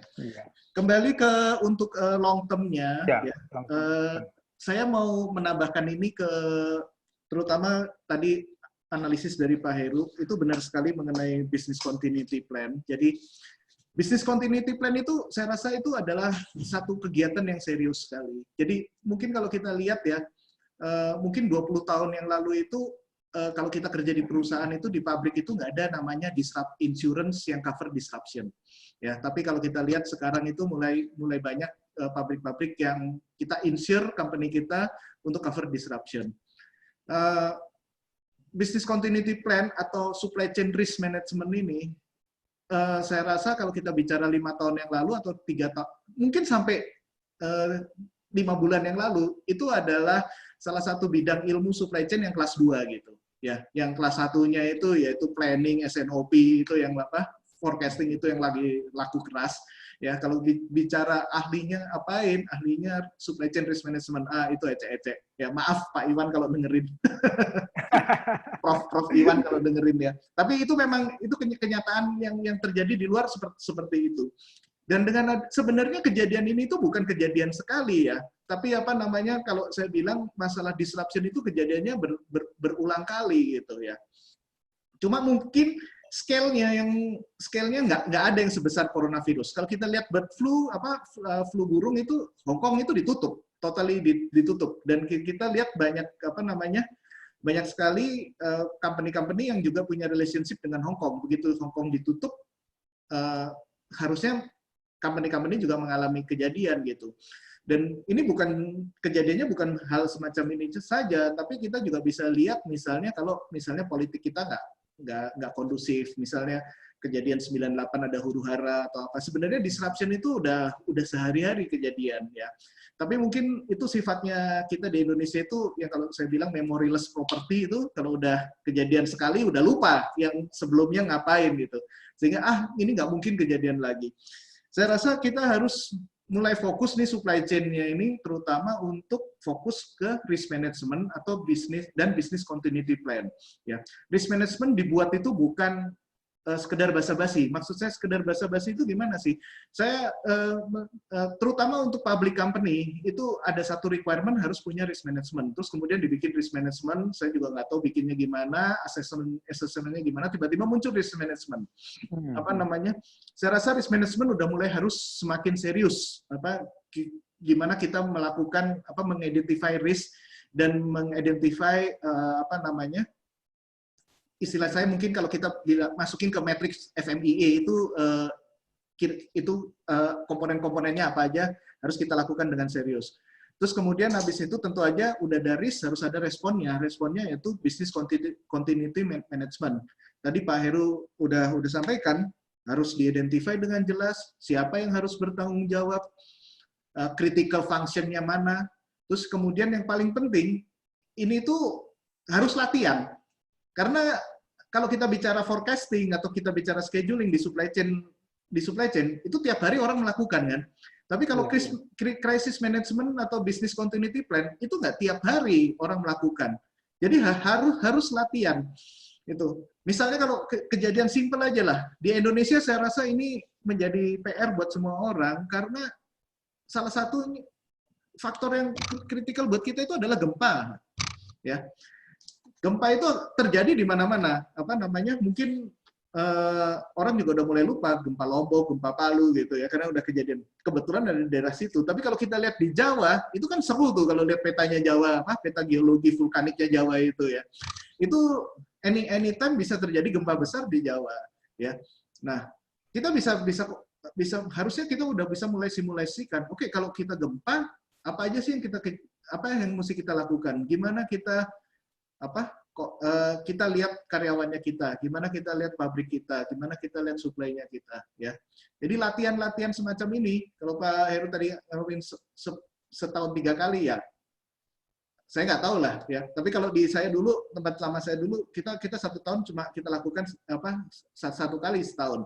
Tapi kita lakukan itu dengan cross functional team, benar-benar di atas meja kita bilang, oke, jam segini ada gempa, apa kamu yang lakukan? Oke, tim 1 ini. Tim 1 berarti urusannya dengan karyawan. Tim 2 urusannya dengan IT dan lain-lain. Itu kita benar-benar lakukan simulasi. Terus kemudian masing-masing tim presentasi ya. Jadi saya rasa capabilities untuk melakukan risk management, capabilities untuk membuat bisnis proses continuity, business continuity plan yang bagus, itu menjadi satu esensial buat supply chain organization di zaman sekarang ya. Dan ini harus dilakukan benar-benar nih karena kita kepukul keras sama COVID ya. Ini momentumnya tepat nih saya rasa ya. Baik. Oke. Baik, terima kasih Pak Suryo ulasannya tentang masa depan ini. Nampaknya supply chain risk management ini harus benar-benar dilakukan, menjadi suatu culture yang embedded di dalam bisnis kita. Memang tantangan, sekali lagi tantangan memang budaya kita ini untuk risk memang kurang, Pak. Ya, jangankan yang risk yang besar seperti ini, hal yang kecil-kecil kadang sudah dibuat, dipelajari, habis itu lupa. Nah, ini yang menjadi tantangan di depan. Baik, ada beberapa pertanyaan masuk dari peserta. Saya persilakan nanti pertanyaan bisa dikirim lewat chat. Nanti akan kita bahas setelah sesi berikutnya. Sesi berikutnya saya persilahkan Prof. Nyoman memberikan ulasan bagaimana COVID atau after COVID ini apa yang akan terjadi, kemudian haruskah nanti landscape dari supply chain atau global supply chain yang harus berubah. Saya persilakan Prof. Nyoman, waktunya 10 menit Prof. Nyoman. Saya persilakan. Baik, terima kasih Pak Imam. Bapak Ibu sekalian, menarik sekali tadi apa yang disampaikan oleh Pak Heru, Pak Kiat sama Pak Suryo. Jadi kita memperoleh insight yang cukup banyak tentang bagaimana COVID-19 ini telah mengubah baik respon jangka pendek maupun barangkali insight jangka panjang gitu. Nah, dalam 3 hari ini saya mencoba melakukan survei ke sektor manufacturing industry di Indonesia untuk melihat, tetapi masih dalam skala yang relatif global, untuk melihat pertama adalah dampaknya. Jadi seberapa besar dampak yang perusahaan-perusahaan ini rasakan. Nah, dari hasil survei, kebetulan tadi pagi saya lihat ada responnya sudah 100 perusahaan, pas begitu ya. Kemarin saya olah data ini ketika masih 97, jadi makanya angkanya ada koma-komanya. Nah, ya walaupun yang mengisi ada beberapa yang bukan manufacturing, jadi belum saya bersihkan. Jadi saya ambil saja data ini secara keseluruhan. Ternyata kalau kita lihat, ya sekitar 90% manufacturing industri di Indonesia merasakan bahwa sampai saat ini dampaknya at least moderat gitu ya. Jadi tidak-tidaknya moderat, kemudian large atau ekstrim. Ya masih lumayan, yang mengalami extreme impact itu masih di angka sekitar 11%. Jadi mayoritas memang persepsi para responden mengatakan adalah di moderat sama large impact. Jadi impact-nya tengah-tengah atau besar begitu. Itu pertanyaan yang saya yang pertama kepada para responden. Kemudian yang kedua, saya amati di beberapa respon secara individual, memang kelihatannya berbeda-beda. Sebagai contoh, ini kalau di industri rokok misalnya begitu ya. Jadi di industri rokok itu memang akan sangat besar terjadi penurunan aktivitas produksi, terutama kalau ini proses produksinya masih menggunakan proses manual, karena di Indonesia kan banyak sekali industri yang padat karya, rokok, sepatu, dan lain sebagainya itu adalah industri-industri padat karya, sehingga dengan risiko orang berdekat-dekatan dan lain sebagainya tinggi, maka ini pasti akan menyebabkan respon jangka pendeknya akan mengurangi orang yang bekerja dan lain sebagainya. Walaupun tadi seperti dikatakan, kalau di Pak Suryo itu mungkin sebagian dibatasi dengan karton begitu ya, barangkali tidak semua perusahaan seperti itu. Kalau karyawannya mungkin ada sampai 4.000, 3.000 dan lain sebagainya bekerja dalam area yang sama, itu barangkali respon jangka pendeknya adalah mengurangi jumlah mereka yang bekerja, sehingga yang sangat dirasakan di sini adalah penurunan aktivitas produksi. Kemudian kalau kita lihat contoh lainnya adalah di industri bahan bangunan begitu ya, di building materials, maka yang dirasakan yang paling besar dampaknya adalah pengurangan shipment ke pelanggan, karena mungkin demand-nya turun begitu, karena mungkin aktivitas proyek-proyek itu akan menurun di lapangan, sehingga demand terhadap bahan bangunan tidak seperti sebelumnya, dan akhirnya shipment ke pelanggan juga akan mengalami penurunan gitu. Itu kalau kita coba lihat satu persatu ya. Nah, secara agregat kalau kita lihat short term respon, jadi tadi Bapak-bapak sudah diskusi tentang respon jangka pendek begitu ya. Nah, respon jangka pendeknya kalau kita lihat memang paling banyak yang dipilih oleh responden adalah mengurangi aktivitas produksi. Yang kedua adalah keep inventory, baik di finished product maupun di raw materials. Itu barangkali yang memang relatif mudah dilakukan dalam jangka pendek begitu ya.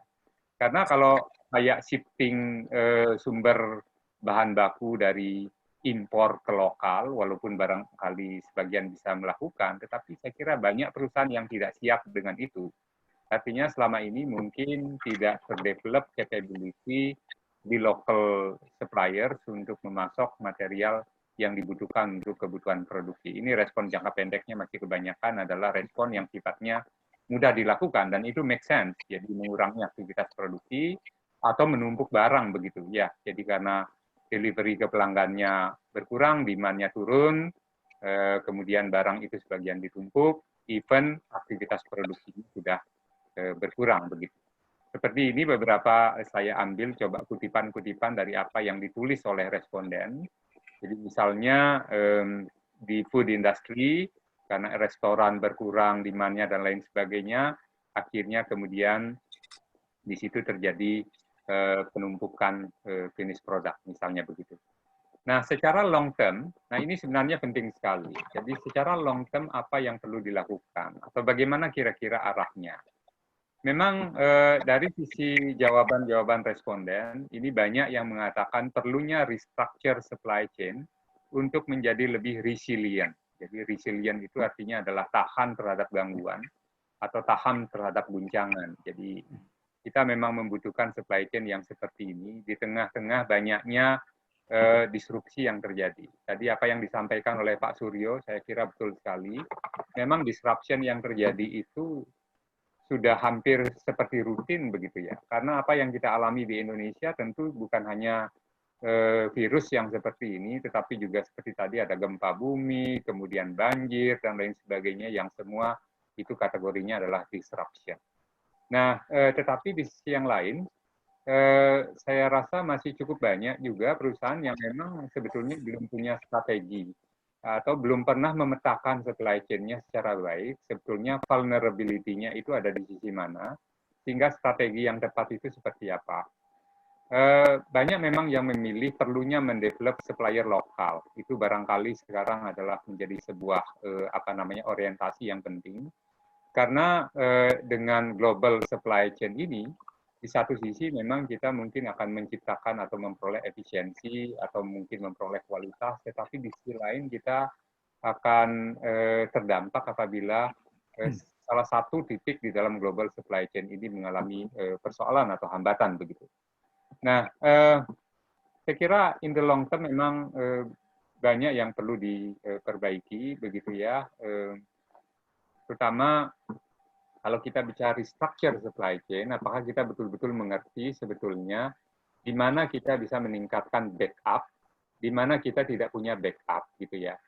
Apakah memang mungkin kita mendevelop local sources atau local supplier? Ini barangkali kalau saya pada saat mengajar supply chain, ketika kita bicara supplier development, banyak sekali mahasiswa atau audiens saya yang merasa bahwa itu sulit dilakukan di Indonesia, karena memang kita tidak punya culture yang bagus seperti perusahaan-perusahaan Jepang untuk melakukan supplier development begitu. Sehingga kita punya local supplier yang capable. Walaupun itu barangkali akan memakan waktu yang sangat panjang gitu ya. Kita butuh effort yang besar supaya memungkinkan kita itu punya supplier lokal yang punya capability. Tentu tidak selalu memang harus semuanya dari lokal. Yang saya maksud di sini adalah ketika ada gangguan dari global network, bisa enggak kita berpaling ke local sources? Mungkin local sources lebih mahal, begitu ya. Tetapi available apa tidak pada saat yang global ini tidak ada. Saya kira itu penting. Yang kedua, untuk menuju itu, tentu dibutuhkan persyaratan. Yang pertama adalah kita memahami structure dari supply chain kita. Seringkali yang kita pahami adalah hanya satu level ke atas dan satu level ke bawah. Customer kita siapa yang direct, kemudian supplier kita yang direct kita siapa. Kita sudah tidak punya knowledge tentang tier 2, apalagi tier 3, begitu ya. Kita juga ke hilir juga tidak punya knowledge setelah di distributor, misalnya siapa yang menghandle produk kita. Maka mapping dari supply chain structure ini menjadi sangat penting. Kemudian setelah mapping itu, yang berikutnya yang sangat dibutuhkan adalah meningkatkan information visibility. Artinya walaupun tidak direct kita berhubungan dengan tier 2 dan tier 3, tetapi kita tahu what is happening di sana.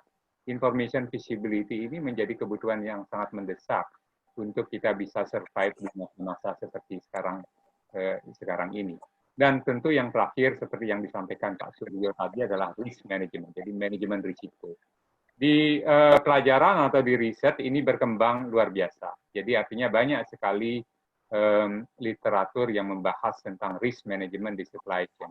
Tetapi kelihatannya tidak paralel di praktek. Artinya banyak sekali perusahaan-perusahaan yang belum siap dengan skema atau framework risk management-nya. Risk management seperti apa yang harus diterapkan di situ. Saya kira itu Pak Imam, tambahan sedikit dari saya. Terima kasih. Terima kasih Pak Nyoman atas ulasannya, cukup komprehensif ini bagaimana masa depan dari supply chain sudah dibahas ya. Ini hampir apa yang dibahas Pak Nyoman tadi saya pikir sangat align dengan tulisan yang beberapa hari lalu saya baca di Financial Times dari Yuval Noah Harari, The World After Coronavirus. Jadi ada perkiraan the world after coronavirus ini banyak yang akan berubah. Dari sisi supply chain mungkin kita akan banyak localize. Tentu perlu ada adjustment di sana sini. Sesi berikutnya adalah sesi tanya jawab. Ada banyak pertanyaan yang masuk via chat di sini. Oke, mungkin Bapak pembicara bisa melihat dari sisi chat yang ada. Oke, pertanyaan pertama mungkin dari Pak Milka. Oke, apakah ada data terkait pola konsumsi rumah tangga dengan menurunnya ini? Jadi pertanyaan pertama dari Pak Milka tentang perubahan pola konsumsi. Pak Milka bisa live Pak untuk menyampaikan pertanyaan, saya persilakan. Pak Milka Prisma. Iya, selamat ya. siang Pak. Mohon maaf, bukan Bapak Ibu ya. Oke, Ibu Prisma, saya persilakan Bu, pertanyaan kepada siapa atau kepada siapa? Mungkin terkait siapapun yang punya datanya sih, cuma penasaran saja karena kami bekerjanya terkait dengan pertanian. Apakah ada informasi dalam situasi COVID ini, apakah ada pola konsumsi masyarakat itu berubah, misalnya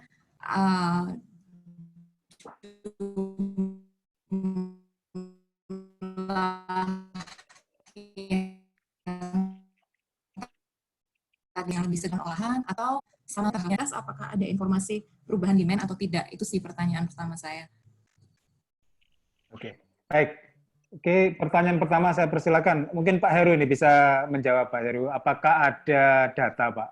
Seberapa besar pola konsumsi ini dan dari apa, dari mana ke mana Pak? Saya persilakan Pak Heru di sektor retail bisa mungkin ada data.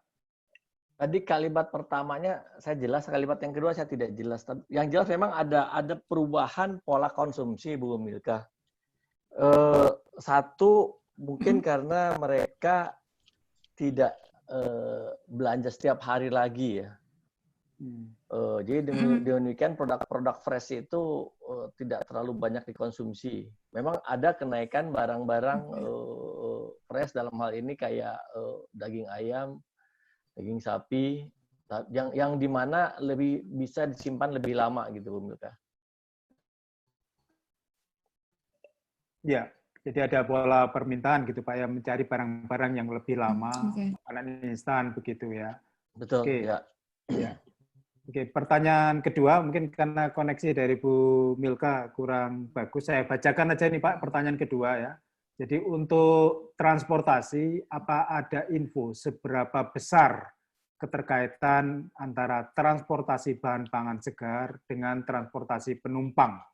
Jadi ini ada sinyalemen bahwa petani dan beberapa pedagang sayuran kesulitan mendapatkan transportasi pangan segar karena ternyata selama ini menggunakan angkutan penumpang. Mungkin dari sektor transportasi Pak Kiat, saya persilakan Pak Kiat. Apakah ada pergeseran transportasi penumpang dan non-penumpang ini Pak?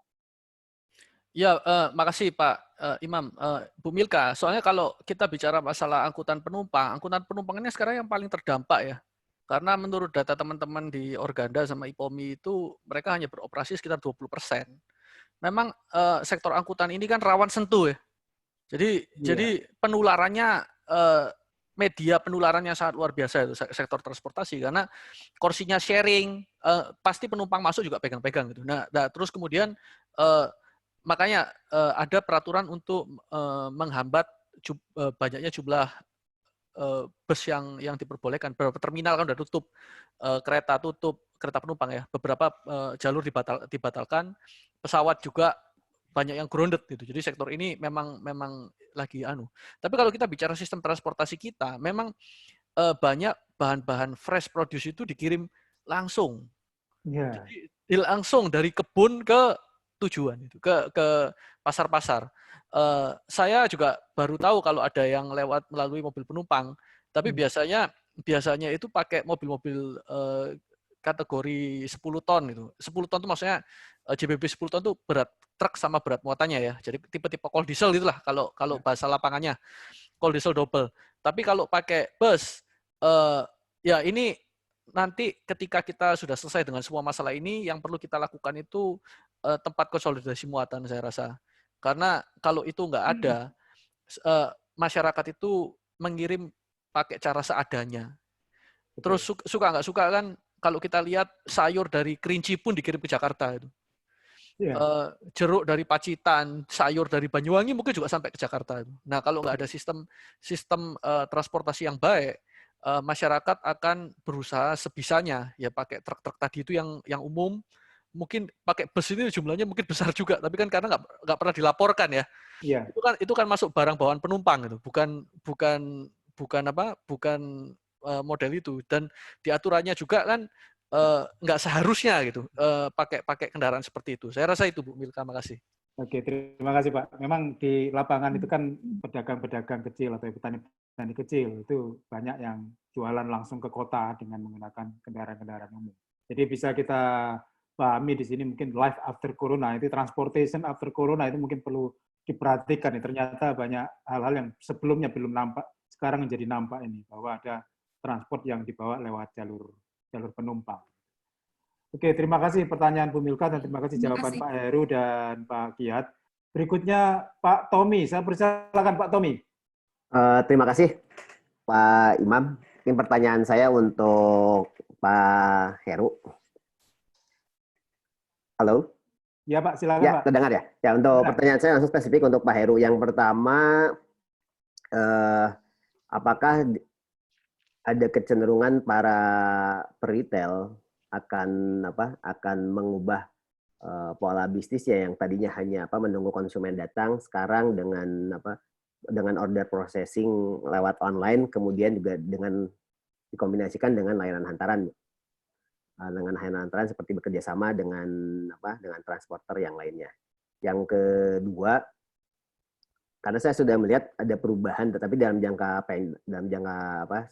Jadi ada perubahan bagaimana para peritel sekarang mulai melayani order online. Tapi pertanyaannya seberapa cepat para peritel ini mengubah model bisnisnya dari menunggu konsumen datang sekarang menjadi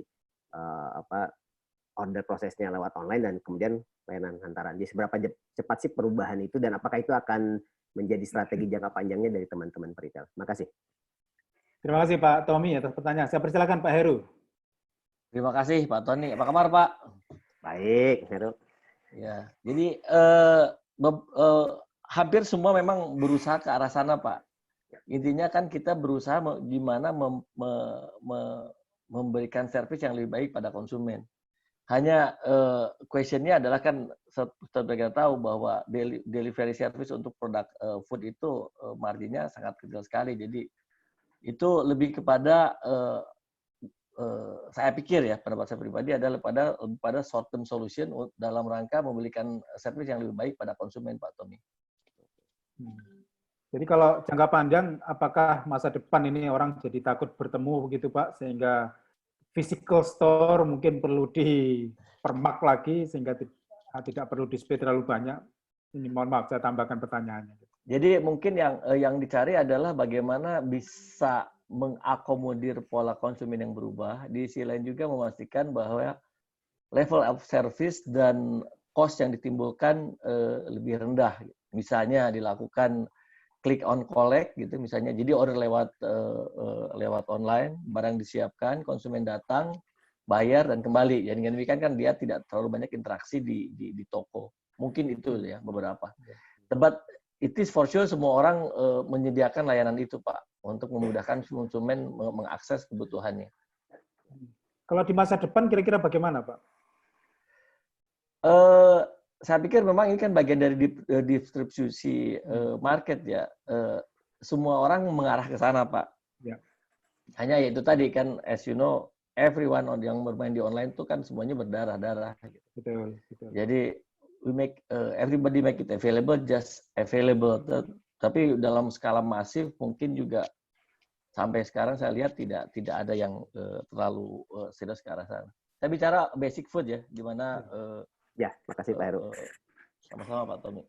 Oke, terima kasih Pak Heru dan Pak Tommy atas pertanyaannya. Oke, kita masih ada waktu sedikit. Ini saya lanjutkan ke pertanyaan berikutnya. Ini saya mohon maaf, ini Bapak Ibu saya urut dari first come first serve ini pertanyaannya. Oke, dari Ibu Salparisi Alika. Masih online atau? Masih Pak. Oh, Bapak ya, mohon maaf Pak. Mohon maaf. Pak Imam, nggak apa-apa Pak Imam. Tidak bisa menebak ini Pak. Oke, saya persilakan Pak. Tentang warehousing ya Pak ya, apakah ada pergeseran? Saya persilakan Pak pertanyaannya Pak. Terima kasih Pak Imam untuk kesempatannya. Tadi dari Pak Kiat menyampaikan bahwa ada perubahan dari sisi transportasi ya. Dan dalam dasar kita kan transportasi dan warehousing ini erat kaitannya dengan logistik sistem kita, dan itu bagian dari supply chain yang kita pahami gitu. Nah, dengan perubahannya demand dari atau need dari customer saat ini, dari sisi retailnya itu, pertanyaan saya ke Pak Heru, apakah warehousing, saya yakin pasti ada dampaknya ya, tapi bentuknya seperti apa perubahan dalam warehousing yang terjadi gitu. Apakah warehouse yang awalnya dipakai untuk kebutuhan tersier ya, itu juga dipakai sekarang ini untuk kebutuhan primer, dan bagaimana dengan frozen food ya? Apakah ini ada permintaan yang semakin besar, dan bagaimana dengan sistem warehousing-nya sendiri? Itu aja Pak Imam dari saya. Terima kasih banyak Pak. Saya persilakan langsung ke Pak Heru karena tadi pertanyaan Pak Heru. Secara general ya Pak ya, untuk warehousing itu tidak terlalu diperlukan banyak karena kan yang terjadi adalah permintaan yang bertambah. Jadi yang problem adalah tadi lebih pada bagaimana bisa mensuplai seefisien mungkin dan secepat mungkin gitu. Oke. Nah, untuk pertanyaan kedua, memang terjadi kenaikan produk-produk frozen Pak. Seperti tadi bilang bahwa konsumen membeli produk yang mereka bisa masak di rumah untuk jangka waktu tertentu. Gitu. Jadi jumlah yang dibeli mungkin berdasarkan storage freezer mereka di rumah ya Pak ya. Tapi memang terjadi kenaikan besar di situ. Tapi dari sisi retail bagaimana Pak Heru? Artinya kebutuhan atau untuk frozen food tadi ini dari sisi retail apakah juga ada penambahan walaupun sifatnya warehousing untuk frozen ini bersifat sementara mungkin untuk kebutuhan yang sifatnya juga naik sementara ini? Jadi yang terjadi kan kenaikan konsumsi Pak. Jadi dengan demikian jadi yang perlu dilakukan adalah penambahan supply ke toko. Dalam hal ini kita tidak memerlukan warehouse lebih besar kecuali bila ada sinyal dari produsen bahwa akan terjadi kelangkaan produksi misalnya. Mungkin pada waktu itu diperlukan penambahan buffer. Tapi seperti Bapak tahu kan produk-produk frozen walaupun kita bisa keep, tapi kan itu at risk ya. Jadi as long as si toko bisa menampung jumlah island-nya, storage-nya di toko bisa menampung, we prefer to supply as much as di toko Pak. Karena itu juga kan berkaitan dengan replacement dari toko ke display-displaynya ya. Dan tapi memang terjadi kenaikan yang besar di produk-produk frozen ini. Concern saya ini Pak, dalam kondisi saat ini seperti kita tahu, mohon maaf banyak juga beberapa retailer itu yang dalam tanda kutip kan bermain ya, dalam arti kata karena prediksi kebutuhan frozen food ini sampai bulan Juli misalnya, atau bahkan sampai akhir tahun. Nah, dengan mungkin pertimbangan untuk mendapatkan keuntungan besar, mereka juga menyediakan warehousing yang lebih besar gitu, dengan mungkin harga yang ya bisa dibilang lebih murah, terutama pada awal-awal Maret ini Pak Heru, ketika permintaan itu mulai booming, mulai naik gitu. Apakah ada strategi ini juga mungkin untuk mendukung itu? Gitu? Mohon maaf Pak, kami di retail itu tidak melakukan opportunity activity ya. Oke Pak. We are good governance company. Almost all national retail komit ke situ Pak. Bapak bisa lihat misalnya di produk misalnya produk sanitizer, walaupun langka barangnya, setiap saat barang ada kita jual as market price Pak. So langkah-langkah yang penimbunan itu we don't even think of it gitu Pak. Apa yang kita pikirkan adalah bagaimana secepat mungkin mensuplai kebutuhan masyarakat dan barangnya selalu ada. Jadi kalaupun memang barangnya tidak ada, lebih kepada memang karena itu tadi perencanaan produksi atau perencanaan supply. Supplier gitu Pak. Ya, constraint-nya lebih kepada how fast the perubahan demand ini bisa diikuti oleh perubahan production dari sisi supplier. There is no intention from everybody. I'm sure itu Pak. Ya, there is no intention from everyone to make buffer. Ya. Baik, terima kasih Pak Heru. Terima kasih banyak Pak Heru.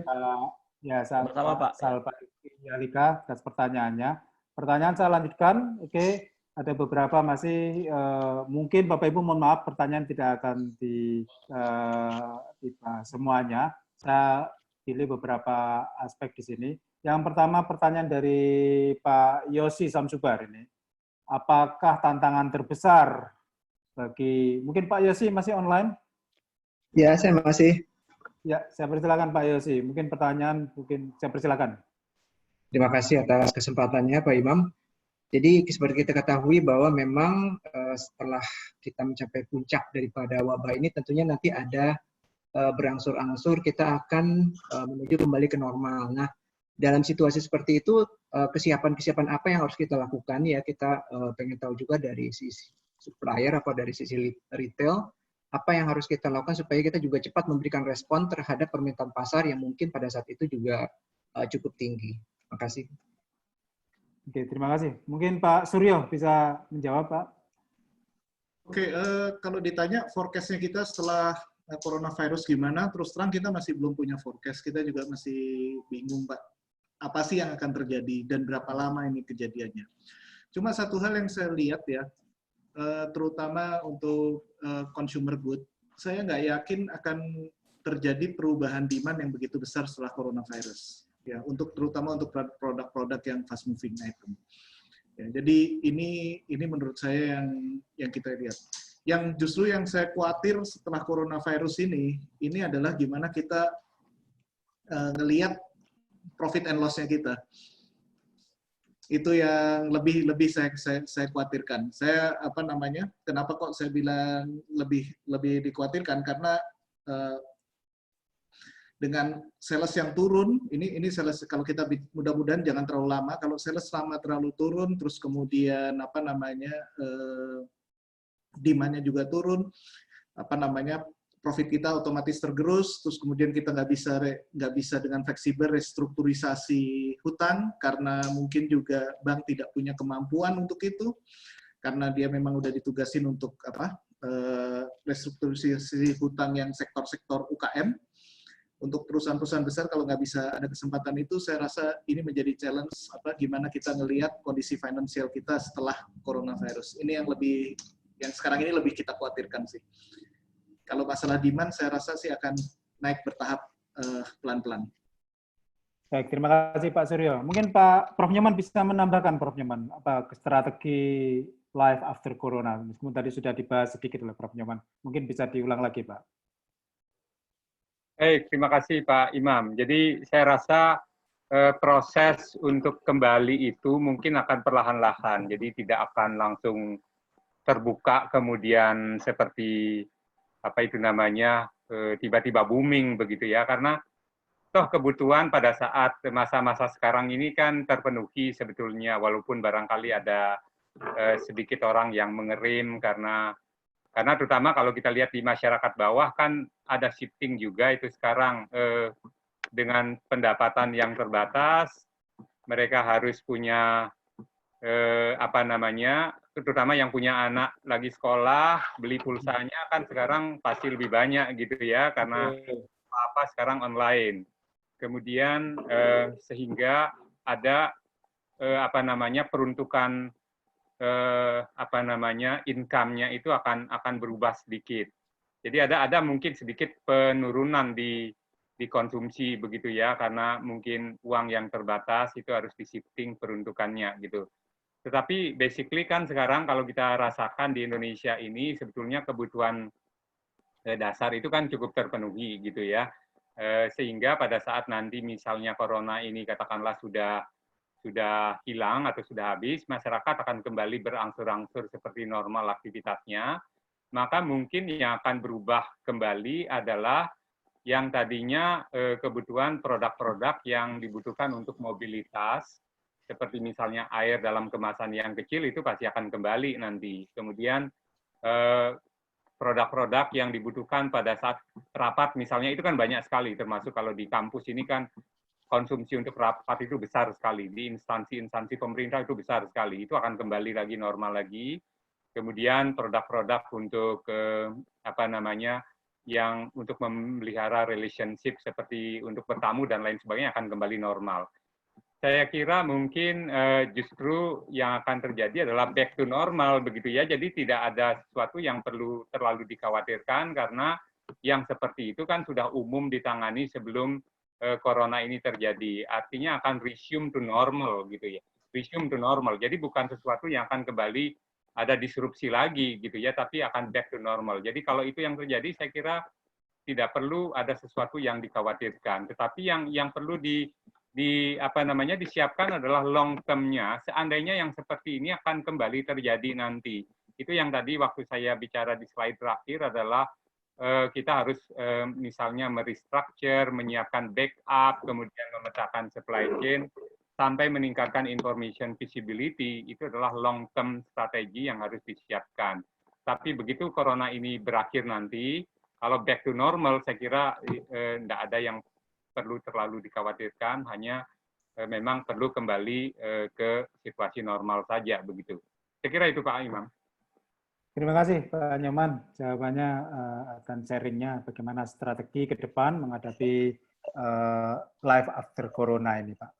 Baik, masih ada beberapa pertanyaan, cuman mohon maaf Bapak Ibu saya pilih pertanyaan ini, saya pilih pertanyaan yang betul-betul baru dari si kontennya.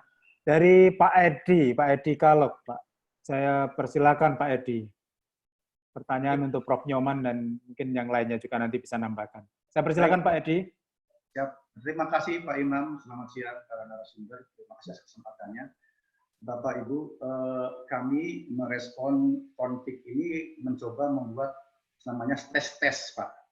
Stress test itu kita coba bikin skenario yang sampaikan Prof. Nyoman tadi, jangka pendek, jangka menengah, jangka panjang. Panjang dalam arti kalau ini berlaku sampai bulan Desember, Pak. Saya hanya ingin mencoba tadi, Pak, mengeksplorasi bahwa forum ini sangat jangan sekali maksudnya, Pak ya. Karena ini ada beberapa hal yang butuh kita selesaikan, terutama tadi bahwa kita ini jalan sendiri-sendiri ini Pak ya. Jadi ini mencoba survival dengan jalan sendiri-sendiri, ini tidak ada yang menggait gitu Pak ya. Kalau Bapak mungkin tadi ada artikel dari Pak Dahlan Iskan, ada namanya Profesor Dr. Zhang yang membuat fatwa COVID di Cina dan cukup efektif. Jadi nampaknya forum ini bisa menjadi fatwa logistik Pak. Apa yang sebaiknya kami lakukan jangka pendek dan ini dan bisa operasional. Kami sekarang baru memantau operasional dan finance, Pak ya. Setiap 2 minggu kami coba elaborasi. Tetapi bagaimana tadi disrupsi yang tadi yang bagaimana kita harus shifting dan yang lainnya jangka pendek dan menengah ini masih kita lost, Pak ya. Padahal itu menentukan dampak ke finansial yang selama ini kita ukur. Kalau kita bicara KPI kan multi parameter, Pak ya. Ini kita berfinansial aja tiap 2 minggu kita bertemu, Pak. Itu yang kami lakukan. Tadi terkait dengan masalah employee responsibility, kami pun baru membentuk namanya Satgas untuk kesehatan dan keselamatan pegawai, Pak. Tapi bagaimana kesehatan, keselamatan operasi, pelayanan, infrastruktur, rasanya ini butuh juga guidance yang baik yang bisa dipakai bersama di logistik Indonesia. Itu aja Pak barangkali. Terima kasih Pak Imam. Baik, terima kasih Pak. Ini mungkin Pak Nyoman bisa merespon Pak. Fatwa logistik apa ini Pak yang nanti bisa dikeluarkan oleh forum ini Pak? Ya, saya suka istilahnya nih Pak, fatwa ini Pak ya. Oke, saya persilakan Pak Nyoman. Jadi ya ini mungkin forum ini barangkali hanya mengumpulkan insight dulu dari para stakeholder begitu ya. Kita belum bisa, saya kira, merumuskan sesuatu yang firm dari sini. Sehingga memang seperti yang Pak Edi sampaikan, maybe kita butuh follow up forum untuk barangkali supaya ada sejenis rekomendasi atau sejenis action plan yang kita bisa rekomendasikan nanti baik ke pemerintah maupun ke para pelaku. Tetapi so far yang saya lihat kalau dari apa yang disampaikan oleh bapak-bapak narasumber tadi, saya rasa memang dalam jangka pendek yang diperlukan adalah memang harus mengutamakan safety. Itu saya kira setiap orang harus agree tentang itu, bahwa kita sekarang punya trade-off baru ya. Kalau dulu mungkin traditionally di supply chain itu trade-off-nya antara cost dengan kecepatan, cost dengan fleksibilitas. Sekarang muncul ada dimensi baru di dalam trade-off ini, yaitu masalah safety. Safety justru mungkin harus kita tempatkan di atas. Begitu. Saya kira semua pelaku, semua stakeholder harus agree bahwa itu yang pertama yang harus kita lakukan. Baru kemudian muncul masalah efisiensi, masalah availability yang kedua, kemudian yang ketiga mungkin baru masalah efisiensi. Semua perusahaan mungkin harus prepare untuk mengalami financial loss dalam jangka pendek, tapi barangkali in the long term itu pasti akan paid off kalau punya sustainability strategi yang bagus begitu. Tapi saya kira apa yang disampaikan oleh bapak-bapak tadi bahwa harus ada proteksi-proteksi yang real dilakukan kepada employee, kepada customer dan lain sebagainya, supaya jangan sampai dengan maksud kita menciptakan availability barang, kemudian kita juga menularkan virus begitu ya. Itu yang kita tidak inginkan. Sehingga memang safety first, kemudian yang kedua availability, baru ketiga efisiensi, baru mungkin bottom line-nya kita pikirkan terakhir gitu. Itu barangkali adalah strategi bisnis dalam kondisi yang seperti sekarang ini. Walaupun kita tahu bahwa semua bisnis itu sebetulnya adalah to make money begitu ya, tapi kan sebenarnya tanggung jawab sosial itu tidak bisa kita lepaskan juga begitu. Itu untuk short term. Tentu in the long term pasti profit itu pasti akan balik kalau setiap perusahaan punya sustainability yang bagus. Strategi yang bagus untuk menciptakan sustainability. Itu Pak, barangkali tambahan dari saya sedikit. Terima kasih, Prof. Nyoman. Mungkin dari Bapak yang lain bisa menambahkan, saya persilakan. Pak Suryo atau Pak Heru atau Pak Kiat. Mungkin terakhir ini sudah ya, jadi komentar Bapak-bapak bertiga, silakan. Saya silakan.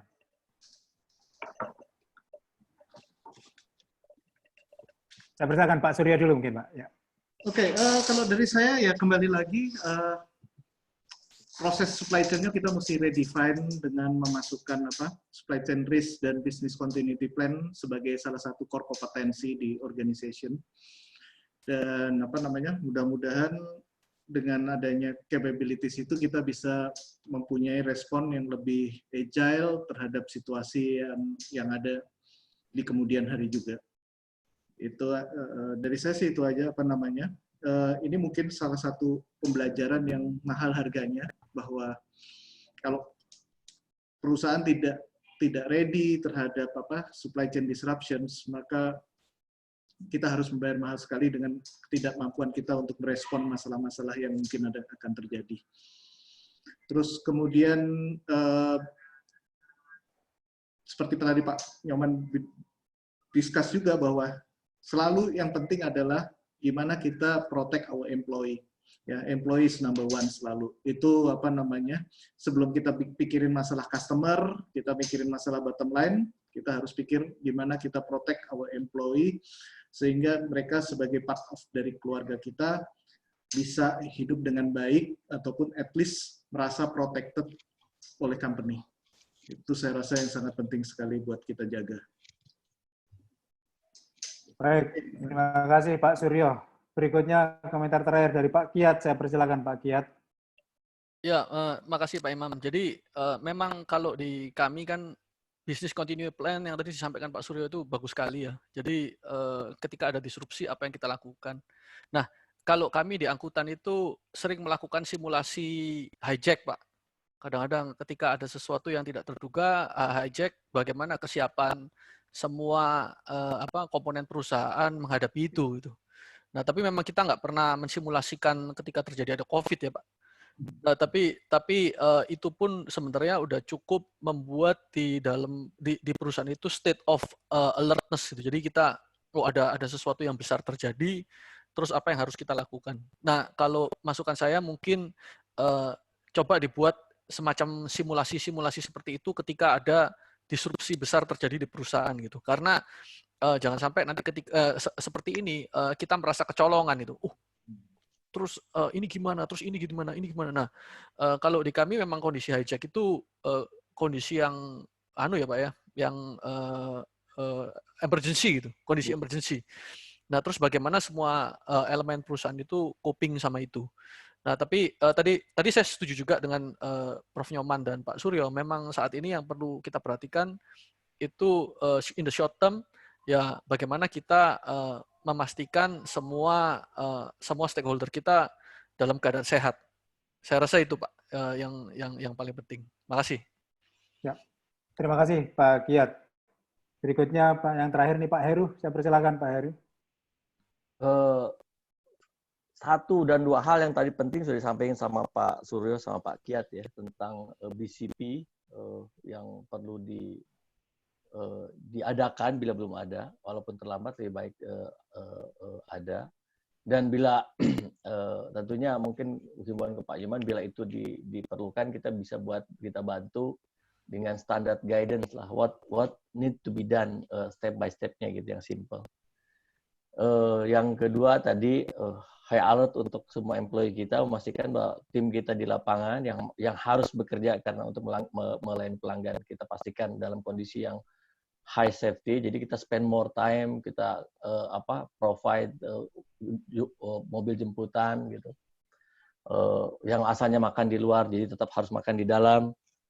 Yang terakhir, yang ketiga, saya pikir ya adalah how we help each other ya. Seperti tadi Pak Kiat kan ada satu armadanya yang berkurang, di sisi lain ada yang perusahaan membutuhkan atau kawan-kawan yang membutuhkan kendaraan, atau tadi gudang mungkin long term for sure there is no requirement untuk menangani ini, tapi untuk gudang yang idle di mana di sisi lain mungkin retail ada beberapa yang perlu untuk bukan untuk buffer ya Pak ya, tapi kepada memastikan flow-nya lebih baik gitu, menambah konektivitas. Misalnya kan Bapak tahu sendiri dengan beberapa independent government yang melakukan inisiatif sendiri-sendiri, kadang-kadang ada terjadi pembatasan-pembatasan gitu. Nah, I think sharing idle capacity and then work together itu sangat membantu. Karena we have to work differently gitu. Nggak bisa lewat kontrak, ngobrol, pricing. It has to be open and then dengan spirit of help each other gitu Pak. Itu saya pikir yang sangat penting kita garis bawahi. Terutama mungkin dari Pak Nyoman ya. Kalau difasilitasi follow up dari talk ini, which is saya really appreciate. Kita akan adakannya. Jadi dari saya di ujung saya bisa mengerti kondisi rekan-rekan, dan juga dari para penanya juga banyak masukan yang bagus yang mungkin kita bisa follow up kemudian nanti. Terima kasih Pak. Terima kasih Pak Heru. Pak Nyoman cukup terakhir? Sudah tadi Pak? Sudah. Oke, terima kasih. Terima kasih Bapak Ibu, Bapak-bapak pembicara dan Bapak Ibu peserta seminar online ini di mana saja Bapak Ibu berada. Banyak hal yang sudah kita diskusikan, banyak insight yang kita dapatkan tadi, yang bisa saya simpulkan beberapa di sini. Yang pertama adalah safety ini menjadi number one. Kalau kita, bagaimana kita operation bisnis selama masa COVID-19 pandemik ini, maka safety harus menjadi hal penting yang perlu kita terapkan. Safety tentunya tidak hanya safety untuk employee kita, tetapi safety juga untuk masyarakat. Tadi ada yang bertanya bagaimana dalam hal mendistribusikan barang, atau ini kan ada transportasi di situ. Nah, transportasi juga akan punya risiko untuk menyebarkan virus ini. Maka sekali lagi dalam rangka safety tadi, kita tidak hanya satu terhadap employee, tetapi safety terhadap masyarakat. Sehingga social responsibility ini harus kita terapkan di sini.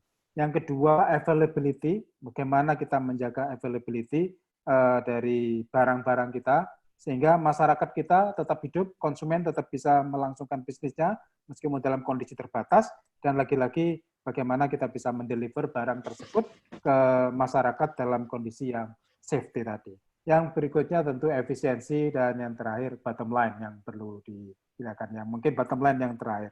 Nah, untuk masa depan, menghadapi COVID ini, harus kita siapkan lesson learn-nya apa yang kita bisa lakukan di sini. Mungkin dari beberapa pembicara tadi, banyak keyword yang sudah disampaikan, di samping safety, yaitu tentang business continuity plan, dan juga supply chain risk management ini akan menjadi number one.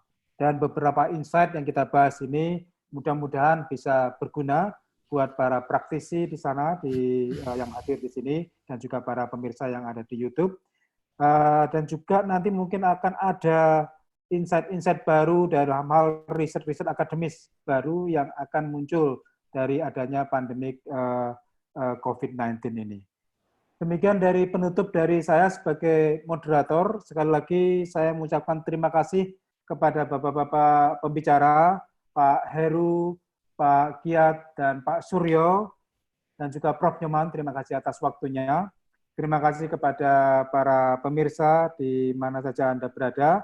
Dan mohon maaf apabila tidak semua pertanyaan bisa kita akomodasi. Yang kita live-kan hari ini ada di YouTube, dan insya Allah nanti akan bisa diputar lagi lewat YouTube, dan akan kita broadcast hasil rekaman kita di YouTube. Terima kasih, kurang lebihnya saya mohon maaf. Semoga apa yang kita lakukan hari ini bisa memberi manfaat, sumbangan kita kepada masyarakat, kepada Indonesia, dan kita berharap Indonesia bersatu padu dari semua golongan, dari semua profesional, untuk bagaimana kita melanjutkan keberlangsungan negeri kita dan keberlangsungan bisnis kita semuanya. Terima kasih. Assalamualaikum warahmatullahi wabarakatuh. Selamat siang. Waalaikumsalam. Waalaikumsalam. Terima kasih Bapak-bapak. Terima kasih, Pak. Terima kasih.